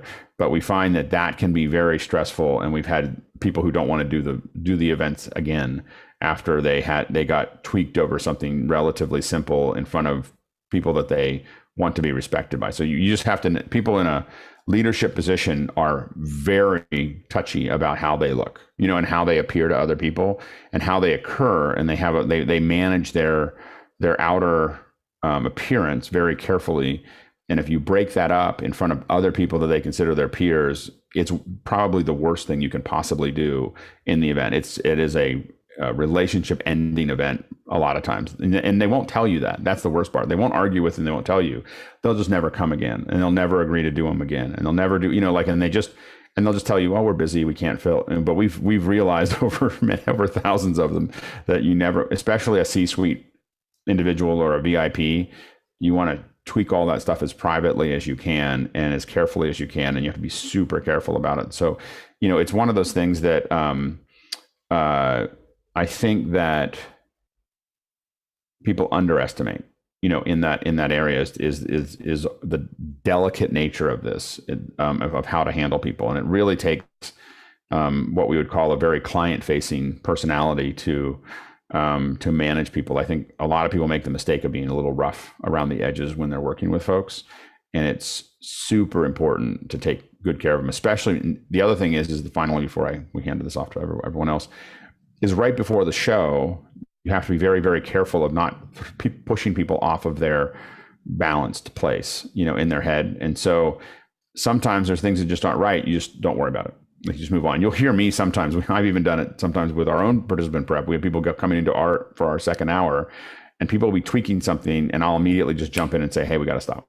Because I can just see that person getting uncomfortable. And what happens is it'll affect their performance later, because they'll be thinking about something that can't be fixed. The other thing, you do all the things you can fix 2 days before, 20 minutes before you're doing triage. You're fixing the things that you can. You're doing the best you can. You're not you nitpick a little bit, but you can't nitpick at the level you could 2 days ago, because they'll enter the event ruffled. or they'll enter the event worse thinking about it, like, oh my, my audio isn't right, my video isn't right, and that makes them uncomfortable, and that affects their performance. And so it is really important to take very, very good care of, these are your talent, this is what's in front of the camera, and you have to not just think about them being technically capable, but you have to think about them being mentally and emotionally ready to put on the best event that they can in front of everybody else. And so getting the technical stuff out of the way early is really key, but really having it be something that's enjoyable for them all the way through is super important. Go ahead, Sky. Well, fortunately, I've had the opportunity of being on stage, and so I understand what my job as the person in front of the audience is, to be there to either entertain or engage. And so because I'm also a geek, I also, to your point just now, is to get that person in the role, in the mindset of what they're there to do and be. And that, I love that Tony's here, because early days of conversations was, we were also doing Mad in the Kitchen. And I realized we were doing a show with a presentation and engagement, but Tony was having a conversation. And that's a different attitude. It's a different mindset for the person that's on the camera. And again, to the last point that Jeffrey is here, I mean, that he was both the talent and the audio guy and the video guy and the engineer and the DIT and, and running around in a live, trying to, capture the moment is a credit to him, but it's also not, because he's been doing it for a long time, that he could wear all of those hats all at the same time. So it is kind of unfair that we're expecting civilians to be all of the whole crew of a production, but we're kind of doing that now, and so that's why I'm really interested in this topic. But and again, conversation versus performance and or presentation, I think once you get that settled in, then you can help them present. And that's also why, to your point, like with Mad in the Kitchen, we did everything we could to rehearse the day before. Yeah. Because that's where we have time, that's where it can be messy, and that's where there's an elastic end time.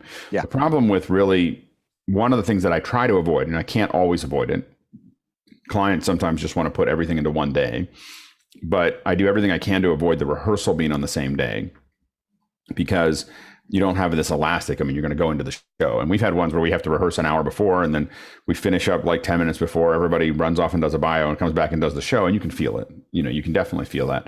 And especially the more technical it is. So Mad in the Kitchen is a good example of something pretty technical. We have to show things, we have to do things, we have different angles.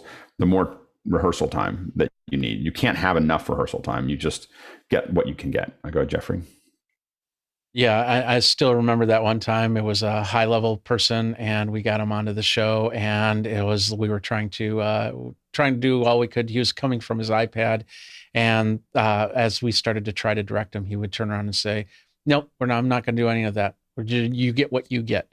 And what was worse about that was on his iPad, he was, whenever email popped up, he was there just kind of fingering the screen to get that out of there, which caused a couple problems. But there's not much you can do on that, because they're not going to change. They're not going to do anything, even with at-home kits, sending them out.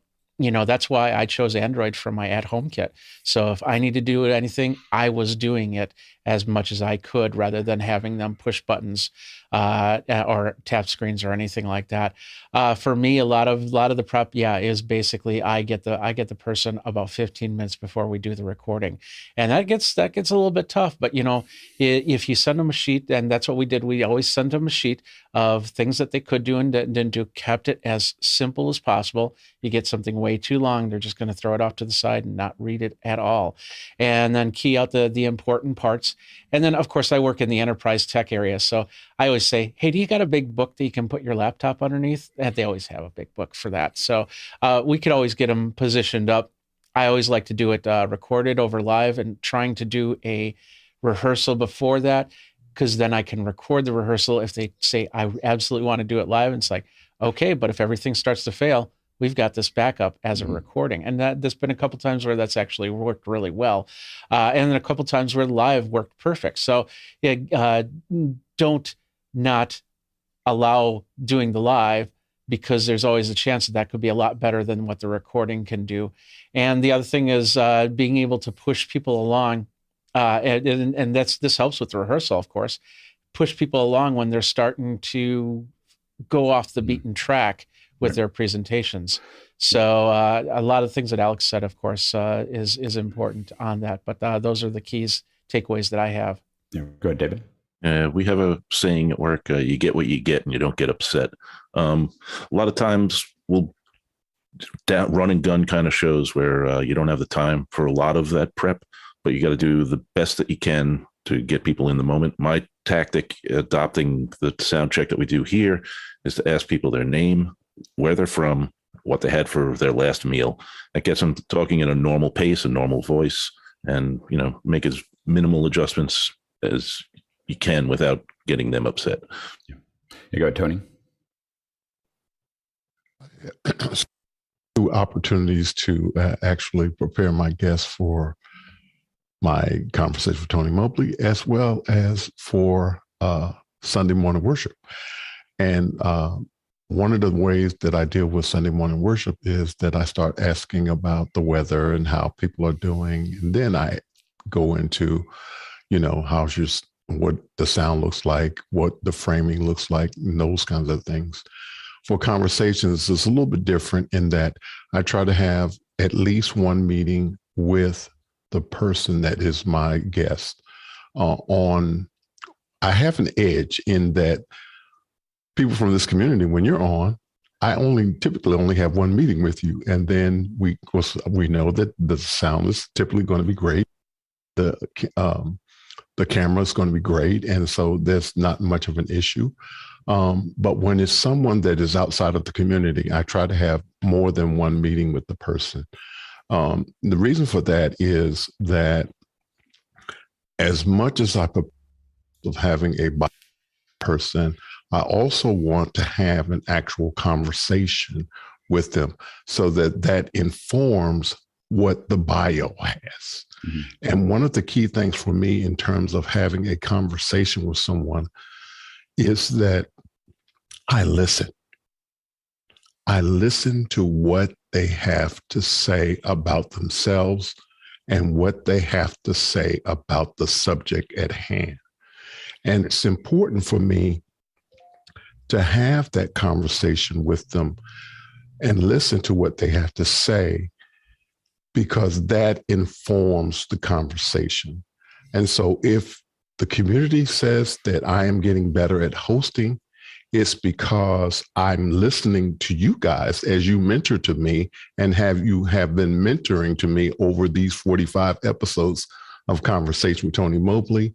And also I am using the same practice when I'm working with my church community in terms of every Sunday morning, we have mic checks, camera checks, and I'm asking about how their morning has gone, if they had their cup of coffee and so on. It's the most, I think, important thing, particularly when you're actually talking with someone, again, is listening to what they have to say about their event.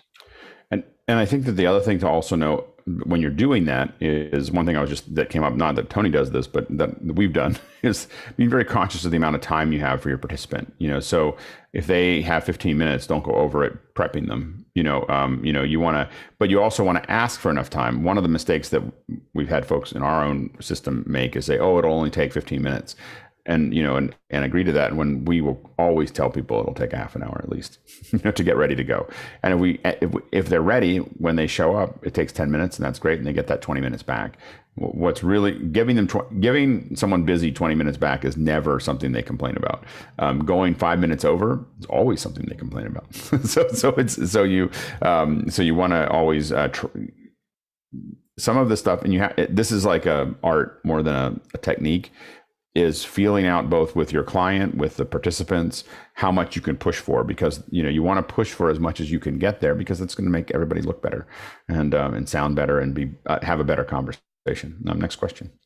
Okay, our next question comes from Kirsten Osterkamp in Germany. And what side effects do you experience that result from professional preparation of participants and key players, e.g., improvement of the overall quality of the event, confidence building, etc.? Go ahead, Sky. Well, again, Alex, your credit of our keeping elbows in, you've really helped us focus on the look and the audio and the connectivity. And we're starting to see people go, what mic are you using? What's that lighting? And they're wanting to step up their game now because they're observing what this look can do for they're impressed with what this look is, and they want to raise up to that. Matteo? We often do events where talent has slides, and often the slides are just horrible, full of text, unreadable, very bad quality, almost small. all the time. Yeah, exactly. So what you want to do is help them with the slides, and actually, if you can also have a team that helps them actually graphically, that would be absolutely great, because there you can also have a nice change, and also tell them not to present slides and read what's on the slide. That unfortunately is very painful, and so you can make a big change there. Yeah, there's a thing called a notes section, which they should be looking at while they're doing the slides, not the actual slides themselves. And it's very hard. A lot of what we find are that educators, researchers, government are the three big places that they just have a culture of putting all their notes basically on the slide, and then they follow along. One of the things we do tell people is that we did a lot of, this is the truth from what we did. We did a bunch of eye tracking to figure out how long people were actually paying attention. And we found that if you talk for more than 5 to 6 minutes straight, about between 5 and 6 minutes, there's a trough that drops about 75% of attention will drop off in about between 5 and 6 minutes of someone talking in a row. And if you put up slides, that drops to 60 to 90 seconds. Like the people will start doing something else other than listening to you. And it's just something to always keep in the back of our heads. Go ahead, Guy. Yeah, I've learned here that analogy that you gave of the flower, where it's like that talent is a flower, and they're just a delicate flower, and the more that you whack them, the more that they're going to appear bruised when they come on screen. So I've learned just to have empathy for people, take it really slow. So as you're talking to them, you don't want to rush them, you don't want to make them feel like they're getting anxiety because you're in a hurry, because now all of a sudden you've knocked them off kilter, and it'll show up later on in the show if they're frazzled. And it doesn't take much to frazzle some of these folks. I mean, you want to be careful how you poke and prod them. If it's something simple like, you got the window behind and their face is now dark, there's a gentle way to say, hey, can we possibly rotate the laptop and maybe get your back to the other direction? There's just gentle ways. And so you really got to find that person. It's a talent, to have empathy for a person. You just can't come in there just beating them up and rushing them around, because then they don't want to come back. It's not a good show. So you really want to have some grace and empathy. It is a super complicated, this is not something that you just hand off to someone to do participant prep, or at least we don't. There's a very small number of people that we have in participant prep. And a lot of it has to do with what we would typically refer to as bedside manners, of just really taking care of people and working through that. I say this over and over again, but when I think about interacting with almost anybody related to what we're doing, I always remind myself of when you walk into the service entrance of the Ritz-Carlton, you see ladies and gentlemen serving ladies and gentlemen. So you purport yourself as ladies and gentlemen, and you also treat them that way. And and you really want to think about what that means and how to approach that. Go ahead, Jeffrey. Yeah, on that same aspect, there's been times that I've come in, brought people in, and I notice that they're really trying to do one thing, and by telling, "Hey, can you do this? Can you do this?" That's even going to frazzle them more, and they haven't even started to do or think about what you're doing on that aspect as well. So the other thing is, it's not just the host, it's also, or the guest, it's also the production crew. There was a production that happened a couple months ago where the guests came in and they got them all set up and we were good to go. And then we were getting ready to go for the show. And then about 10 seconds before, the guest just took their camera and just did that. And all of a sudden, they were completely off kilter on everything, and the whole production was scrambling. How do we fix this? How do we fix this? How do we take care of it? And there's not much you can do. And there was some blaming going back and forth, but there's not much you can do at the end of the day. Is they've got to come on. You just don't have time to do that. So you got to kind of take that all into effect And then that's why we have, the RFI person will note that down, and then you kind of review that afterwards, and then make those questions. Why did it happen, and get the understanding there rather than blow out at the time of the event. Right. Yeah. We made the mistake one time. We had an event, and we were literally a couple minutes before, and one of the people working on it realized that the camera was a little tilted, and he goes, "Can you just straighten your camera out just a little bit, just as a final little, just to make it look just right?" Because we tend to be very particular, and the camera was, we didn't know that the camera was basically taped onto this thing that didn't work, and the guy taped in the whole thing just turned this way, and so we're coming to that person right out of the show, so there was this draw, and it didn't end up sideways, but it was much worse than it was before. So you'll oftentimes hear us. I don't have a better way to term this, but you'll hear someone just say, someone will be starting to work with somebody on something, and you'll hear someone on comms go, "Leave it in," and that means that it's, if you're working on a farm and something goes into you, something protrudes into you, or if you're in a battlefield or whatever, you oftentimes don't know if pulling it out or leaving it in is better. And so if you hear us say "leave it in," it just means leave the knife in. like it's not, it is where it is, and we're not going to make it any worse. And so we're out of runway. You'll say we're out of runway, but you'll also hear "leave it in," like we can't fix that, and pulling it out is going to make it worse than it was, than before. So you just kind of but you'll hear me say that a lot. People will want to tweak something, and you'll hear me say "leave it in," or "we're out of runway," to do that, and just keep it. And again, that from a producer's role, you have to make that quick decision of, I can't make that any better without making it worse, or potentially making it worse. And it's a judgment call that you don't always get right. Next question. Okay, our next question is from Josh Kaufman in Pittsburgh, PA, and he asks, in the same room as the participant, how can I use Nobe Omniscope to tune settings with the Sony A7 series camera? Which scopes to select and what cards to bring? Yeah, so the main thing there is you need to be able to get obviously split that video out. Now, some computers will just see the video signal and it can be shared. Like on my Mac, I can send the video to Zoom, but I can also send it to Omniscope. Now, if you're on a different computer with Omniscope, then basically you can you have to split that video out in some way, shape, or form to get it into the computer that has Omniscope. The ones that we look at the most are the vector scope. The vector scope has and what you're looking for is there's a little line, and it doesn't have to do with people's complexion, bright, lighter or darker. There's a little line that's pointed at one direction, and when their skin's on that line, their skin will look correct.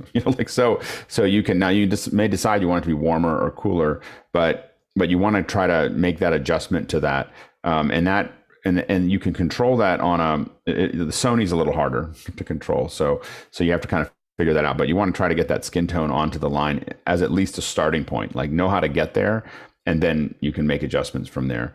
The other ones that we look at are obviously the RGB parade is something we pay a lot of attention to. So where are the blacks and where are the whites in that RGB parade? Where are midtones? If you're able to throw up a card, you'll be able to very clearly see where those things should be. If you mix a gray card with white and black splotches on it and the skin tone, you will get very, very close very quick. After that, it's all by a golden eye. But that is the blunt object is get the skin tone onto that line, get your whites where they need to be. Your blacks, blacks are between 0 and 5%. Whites are usually at about 95%. And the gray, wants to be even across the RGB parade. If you get those done, and then you can pull that skin to where it needs to be, you're going to find that image is pretty close, and you can triage that relatively fast. I mean, you can get to that in minutes, for each camera, and then we can talk about fine details of whether it feels the way you want it to feel. But those are the things to handle first. Next question. Okay, our next question comes from Eddie Scott in Mission Viejo, California, and he asks, "Can you describe or name your most difficult talent prep?" Or go ahead, Jeffrey. Elon Musk. No, I'm kidding. For me, actually, it was I did a lot of shows in South Korea, and the one thing that was tough for talent prep on that was basically the lack of communication. Being able to go through, some of them had translators, some of them knew English, but trying to explain things to somebody where English isn't their first language was a little bit tough to do. So we had a couple challenges on trying to figure out how to tell people, you need to move to your left or anything like that. So keep in mind that, for some people, English might not be their first language, and they might just not understand what you're trying to say. I actually, by the way, I found that Elon Musk was really easy to work with. so to at least when we worked with him. So anyway, but I think the hardest one we had was we actually had physical access to a hotel room where we were setting things up, a conference room, not a hotel room, but a conference room, and we had two very high profile actors who decided that they didn't want anyone to come in until right before the event began. They wanted their privacy and they wanted to be there. And the problem was they also were afraid that the webcam was recording them. I mean, these are A-level actors, and they turned it off. So they turned the whole system, they unplugged the system to make sure that it wasn't there. So we had to come in, the system is turned toward what we had carefully set up over hours is now turned towards the corner and off. And we've got 30 seconds to go live. And so it was a, fortunately we had a good operator that plugged it in, rebooted it, told us over comms that she's going to need a minute. And so we danced around that and finally got to them. But even then, the audio was off for a second because they had muted that as well. And it was that's the hard part. So we learned not to put it in a position where it's in a place where the talent has control of access. So we just always we have them somewhere else so that we are in a sterile space. They come in and they walk up to the camera. We don't want to put it in a space where they can close the door and say, we don't have access until we're ready for that kind of thing. Next question. Okay, our next question comes from Kirsten Osterkamp in Germany. And what do you have on the preparation list, and what is the minimum that you don't go below, and what is the cream on top that makes a significant difference?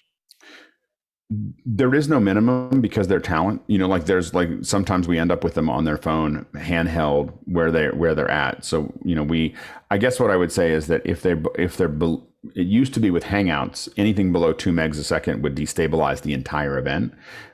We haven't had that for a long time with Zoom. Sometimes if their audio is breaking up visibly, if their audio is breaking up a lot, we will tend to try to pull them out of the event. If the video is having really heavy sync issues, we might try to pull them out of the event. Those are the biggest things: is the connectivity, audio breakup, video breakup, and then after that, it really just depends. Most clients will put them in no matter what after that, if they're not going to do it, and it just may not be a great experience. We don't have that very much because we spend so much time on prep, but it can happen. Go ahead, Sky. Well, I recognize, again, as I said, I come from theater. So in my attitude is the show must go on. Now, the quality is always the question, isn't it?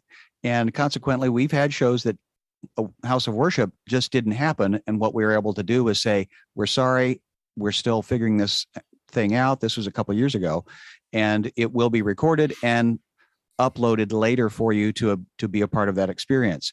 Now, there were many times at the OH Space concept and at the NAB experience where just things were not going well, but that attitude of the show must go on. Now, again, I know we have to up the quality level. We have to get everybody the right microphones at the right locations at the right time. We have to get people prepared ahead of time that they're going to be interviewed and scheduling and everything, because you can only get away with that winging it once. And it's not my goal is to wing it. Now, impromptu and improv, I'm in for that because you get the spontaneity of something exciting, but not from the production level. That you need to get right. It also depends on who the person is. If the host, we have to have them in. The key VIPs, we have to come in. Sometimes we have events where we have fans that are going to talk to I will say that we are much more particular with fans because we can replace them. We can just go, there's 80 people who signed up for this, and these are the 3, and we do the original prep if they're not ready, or these are the 4. And a lot of times we oversubscribe that a little bit so that we have we can drop 1 or 2 people, from that system if they're going to actually be a detriment to because we feel like this was an opportunity for them, And if they're not going to do what they need to do to be ready to go, we'll just find somebody else that is. And so I admit that we are a little bit more cut and dry with folks that, depending on where we think they are in the food chain, because we're not going to ruin an event for somebody who should have done better, where they were invited in as an opportunity for them. We can be a little bit more, we're very nice to them and we take care of them and we try to apologize and explain, but we'll still take them out of the event if they're not ready. Go ahead, Jeffrey. Especially if they try to disrupt it. There was one, I can't talk about it, but there was one time that happened. But for me, it's basically audio. If the audio is way too low, with video, I for a lot of interviews, if I don't have a good interview, if it's a presentation, then we just show 95% of the presentation, leave it at that. But if it's just a one-on-one interview, we can always make up a card and put that card up on screen for video. But if their audio is skipping, cutting in and out, even if it's phone, phone audio is okay. But if it's just so staticky and unreliable, then that's where we kind of draw the line at that point. I know one set of guests that we probably brace for impact the most are edgy YouTube creators, like ones that kind of have a person, like a edgy personality on YouTube, because we'll look at their sites and we'll make decisions about, ooh, this is going to be, because a lot of times we'll have brands that want to have those folks on, so they can be cool like the kids. And then you have creators that they have their own agenda, from the show. And we've had them tell us one thing and then show up doing something completely different. And so that is another thing that we are.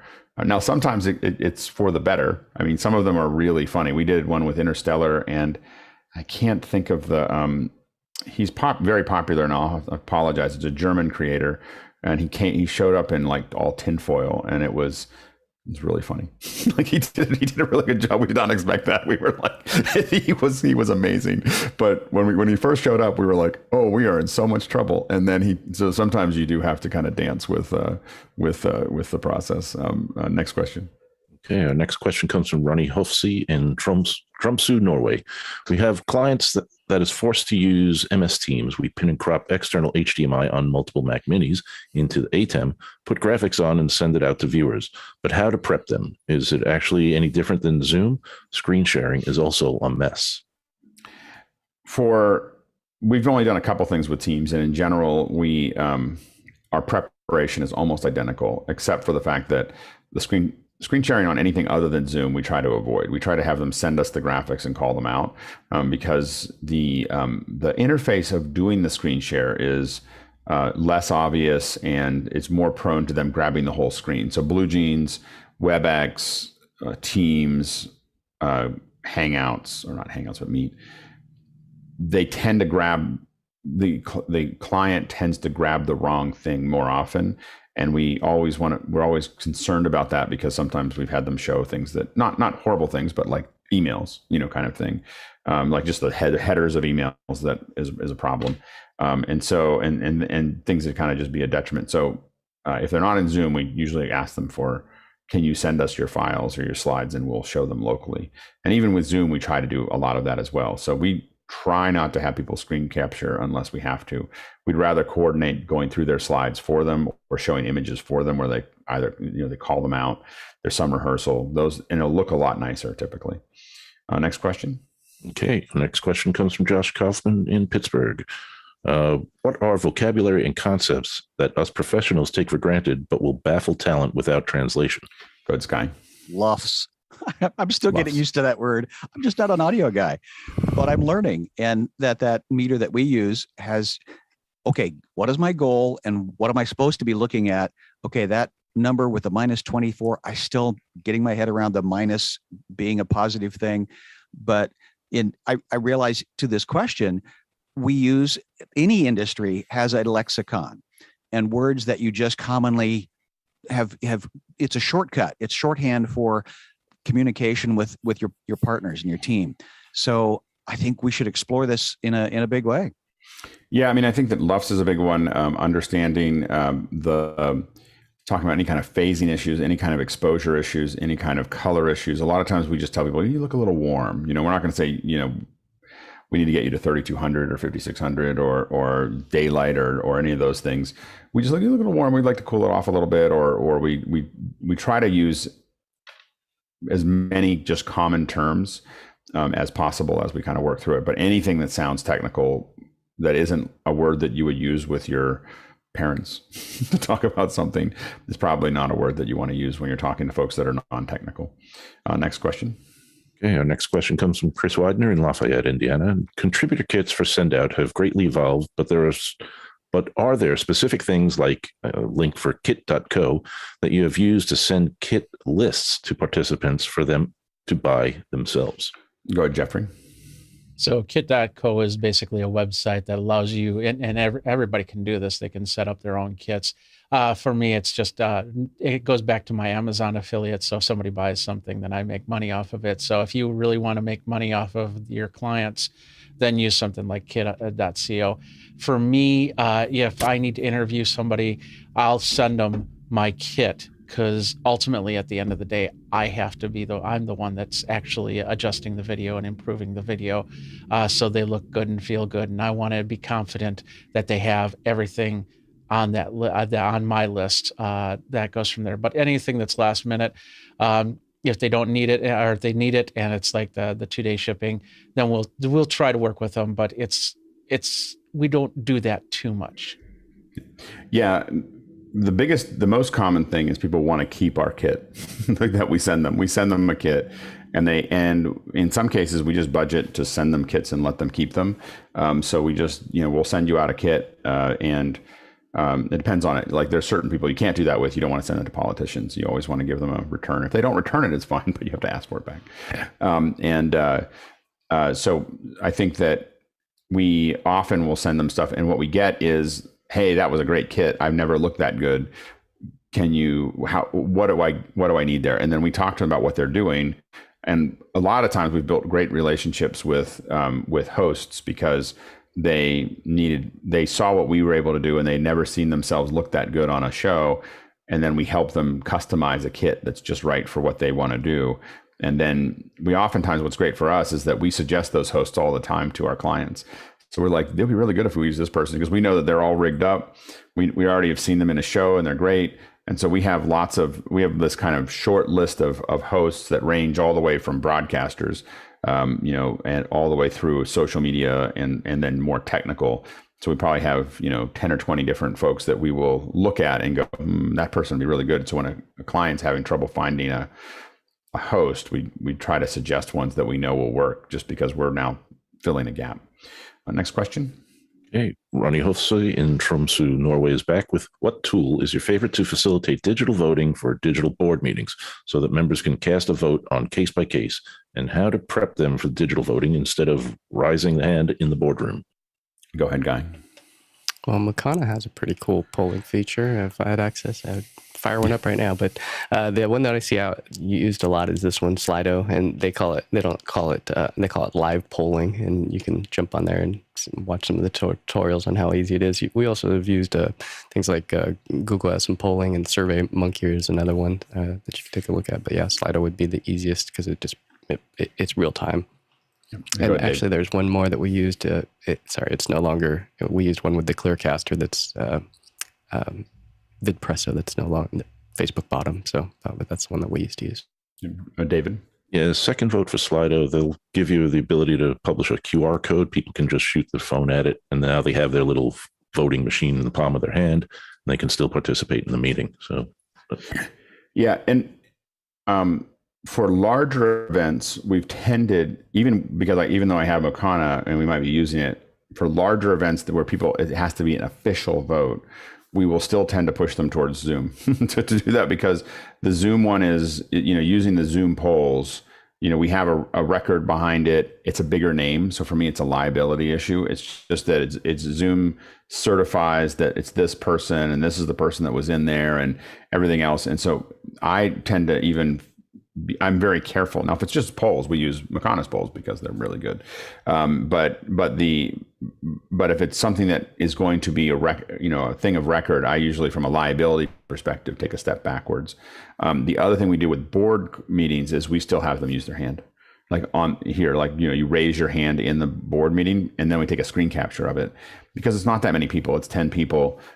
We have their name, their picture, and their vote, all in one place, and it's a picture of it. And it, I guess we can make it up, but it's just from a data perspective. If we make sure that their names are correct, and we make sure that they're all there, and then they know that putting their hand up is voting, we find that is a great way to just kind of, we package up later in an Excel file. This is how everybody voted, but we send the pictures too. Like, this is them holding their hand up. Essentially, they can either hold it up physically like this, or they use the digital hand. But we do it very carefully, because when it really becomes a board meeting, you have to really take that in a different, because you have people who say, I didn't vote for that, or I didn't understand, or I didn't do, so if it's only 10 or 12 people, we'll have them oftentimes just go like this and be next to it, because now we have a picture of them doing that thing. And that's important. And then we have a record of it in the meeting as well. Go ahead, John. Oh boy, do I agree with everything Alex just said. So Ferguson, I, and Josh Kaufman did a board meeting with over 400 members on it. So we don't do that for that necessarily. But we used electionbuddy.com, and their software looks good on the surface. The problem is they have to run two different interfaces, and most of those people don't know how to jump out of Zoom and into another interface to vote. The best solution that we found was them using their phone to vote. And they have systems now that integrate with the phone, and then they can do their vote via their phone, and then make sure that it meets their bylaws for legal reasons. It can be hairy.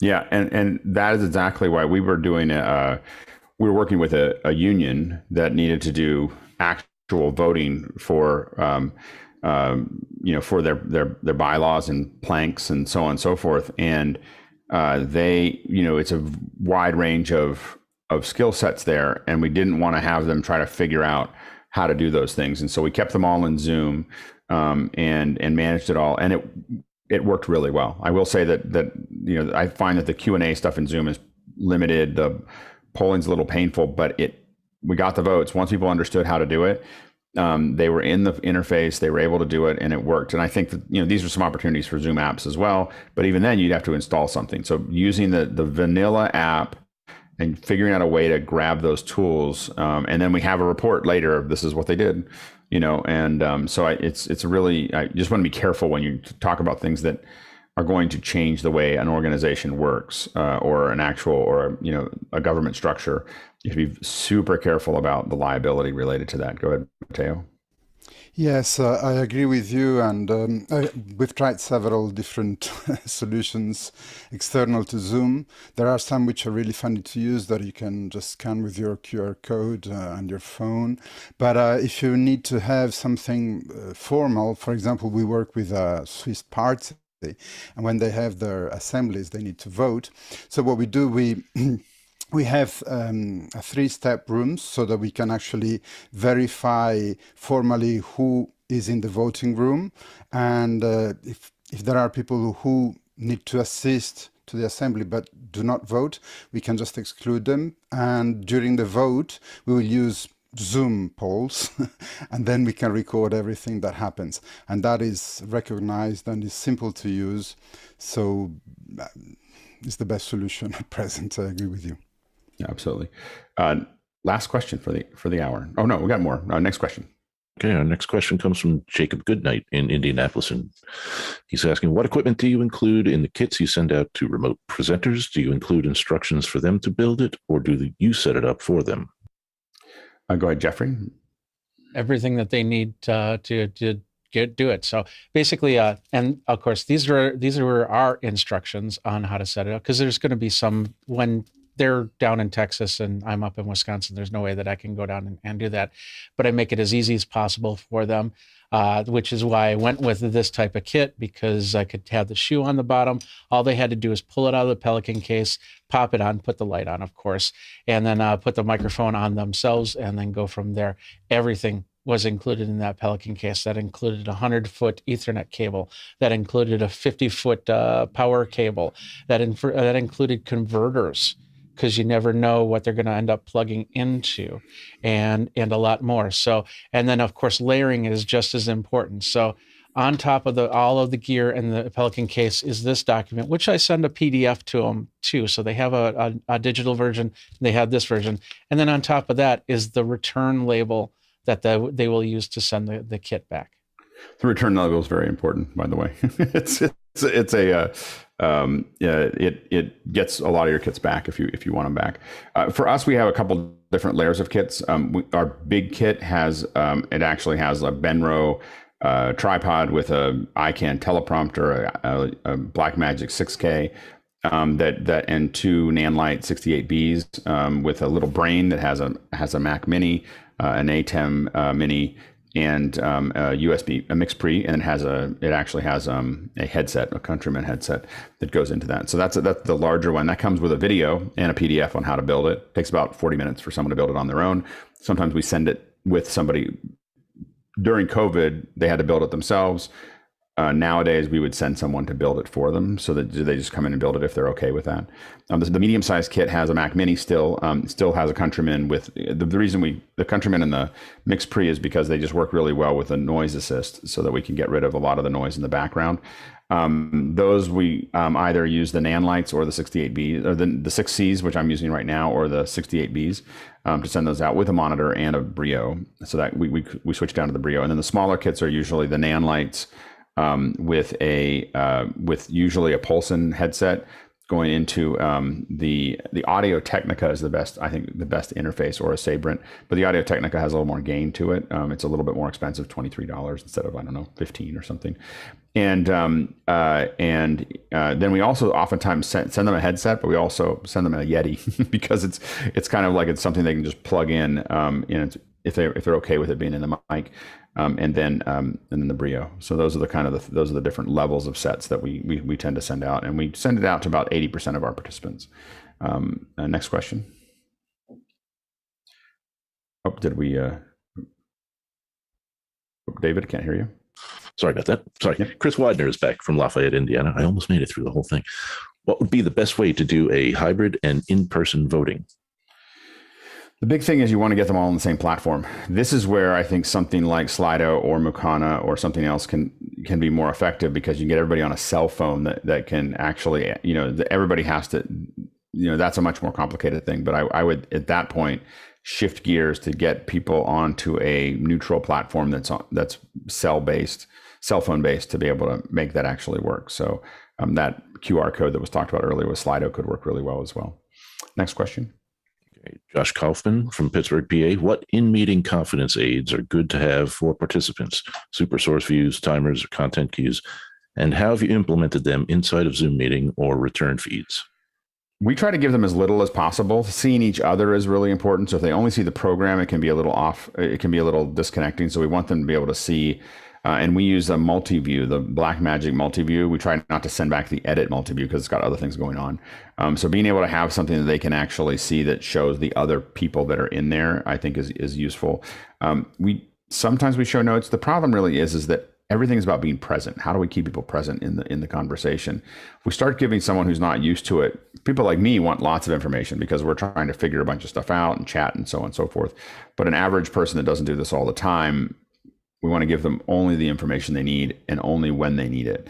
So that's the thing that we kind of are careful of as far as the return. The way we do this is still through Zoom rooms. So we have everybody join one Zoom, and then we push them into breakout rooms. And in that breakout room, we have a Zoom room that's sitting there with them. And that Zoom room provides video and audio returns back to them. And so that they can, and each person's in their own, and then we cross connect their audio and video in our hardware. And we do that because now we have all of our comms, and we have anything else we want to send back to them. We can keep on changing those, what's going to them. It does add latency because we're going to Zoom twice. But when Zoom ISO eventually solves the isolated returns, it'll change the way we do that. But right now we do that because, we just had an event where something went wrong with one person, and we were able to kind of manage all of that because we had the comms, the individual returns. It would have been a disaster if they had shared audio in Zoom. So we still do those individual pieces. Next question. Okay, our next question comes from Michael Vospin. I'm working with a politician in a state race and realizing that most of the candidates running in the smaller elections have no video strategy. Isn't putting together a small video studio should be one of the first things they should do? I would argue yes. I mean, I think that there is a reason to, go around and meet people, especially in the state race. This is state races are all about personalities and personal connections. And so there is a door-to-door experience because you're in a state race, your district is pretty small. So you can actually probably meet almost all of your constituents if you're really dedicated to it. And so I think that there's a reason to be in person with folks. So I wouldn't make my video strategy my whole strategy. But what I would do is, if I was doing any politician should be meeting with their constituents once a week, if not twice a week, online, and make it the day. So the other thing to think about is not necessarily making it all about trying to get to all your constituents at one time. A lot of the more nuanced campaigns are doing lots of little streams. So you're doing little things with teachers, and then you're doing things with, so you look at the verticals, you promote to those verticals, and this is something that you can use, Facebook advertising for, to kind of subdivide your market inside of that, those races. And you're trying to find those verticals and have short meetings with them, 30 minutes, hour, talking about the subjects that they're interested in, not what the entire district is interested in. Now, you may still want to do district-wide ones at least once a week, but you want to think about all your verticals and having little Zoom meetings with them so that you can talk to them specifically. And then the other thing that you should you have a volunteer staff, and state will have a much smaller one than a state one will have much smaller than a federal or a national one. But remember that it's really important to keep your volunteers really excited. And so you'll find that a third of your streams and calls are really just to your grassroots effort to make sure that they're excited, they understand what direction you're going, they're moving down that path, and they understand the messaging that's designed. So those are some things to think about when you're looking at a campaign. Go ahead, Tony.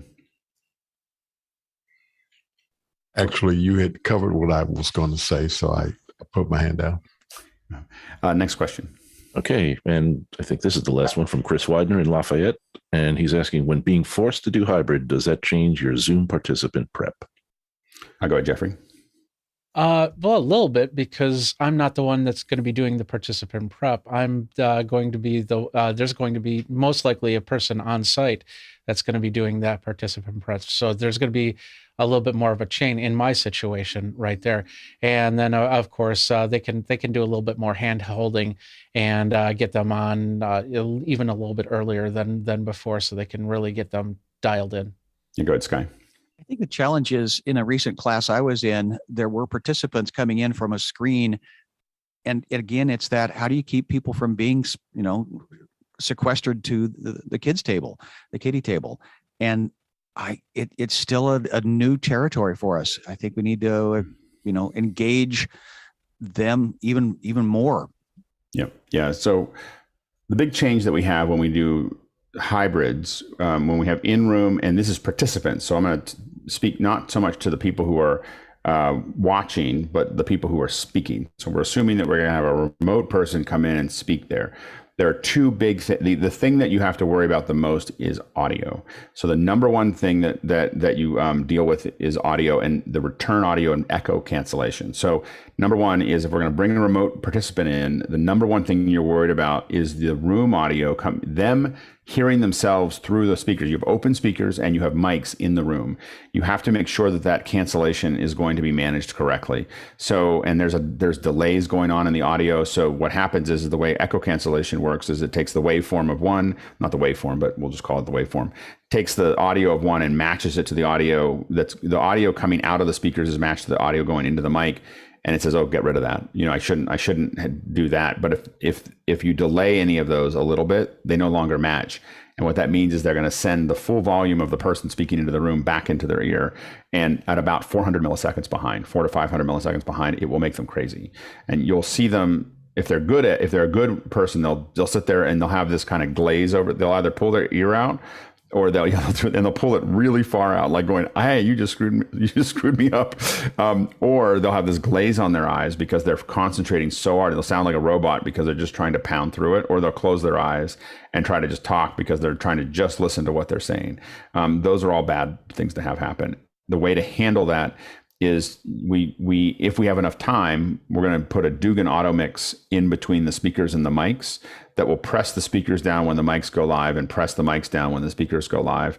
And so we're gonna build that, and that takes time. So you have to really work on making that work. We will also, if we don't have enough time, we'll still try to do some of that, but we won't move to handheld mics during the interaction. So SM58s have a high off-axis rejection, and what you want to, and labs and all the other headsets even will have a harder time. They'll still pick up the speakers where the SM58 will throw it away a lot more effectively. So we kind of want to back ourselves, into that process. Finally, it is very important that the remote participants wear an earpiece. This, we usually like that to happen. 100% of the time, they have to have an in-ear piece when they're going to a room, unless you have a staff with them. If you have a staff with them, you can do the exact same Dugan. So we have politicians who will not put this earpiece in because they don't want the impression of someone talking into their ear. For that, we have a microphone that comes forward, a shotgun, put the speaker behind it so it's in the null location. And you basically do the Dugan thing as well on the other side, but you need a staff there to do that. If you're not going to have a staff there to do that, they have to have an earpiece, because otherwise it'll ring. Like literally the audio will go out of the room, go into their speakers, come out of their speaker, go into their mic, go back to the room. And it's horrible. Like and that's something that the audience will notice. And so there was a South by Southwest years ago with Edward Snowden where they did all the wrong things, and you just hear this crazy ringing going through the room because everything is talking to each other. So it is a harder thing to do. It's completely doable. We've done it with heads of state, and you can do those remote integrations, but just note that you're in a dangerous place. Like that is not a simple process to do well, and it's probably the thing that we see the most really bad experiences that people have with events is trying to bring someone in remotely without proper preparation. Anyway, some things to think about. It's a good conversation. Thanks to our producers for asking such great questions, and thanks to the panelists. We can't do this without you. And it was really, I think the first hour was a lot of good information, great panel, great answers, and great discussion. Second hour, I think, was useful. So anyway, thanks for coming. And remember, tomorrow we're going to talk about Office Hours 2.0. We're trying to figure out an interesting problem of how do you do to Office Hours 2.0 when you're talking about Office Hours 2.0. So we're going to, Tlaloc and I are discussing how to make that work. If you've not done a lot on Office Hours 2.0, but you know how to use it, talk to Tlaloc. We were looking for kind of a crew to kind of fill in and make sure that this works while the crew that's doing it every day is talking. So anyway, let us know if you're interested in that.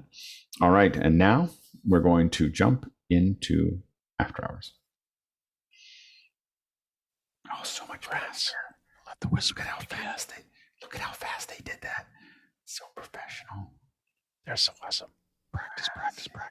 Yes, exactly. Michael Smith. Yeah. Dennis Allen. So many people. Hey, Chris. JJ. Hi, Mitchell.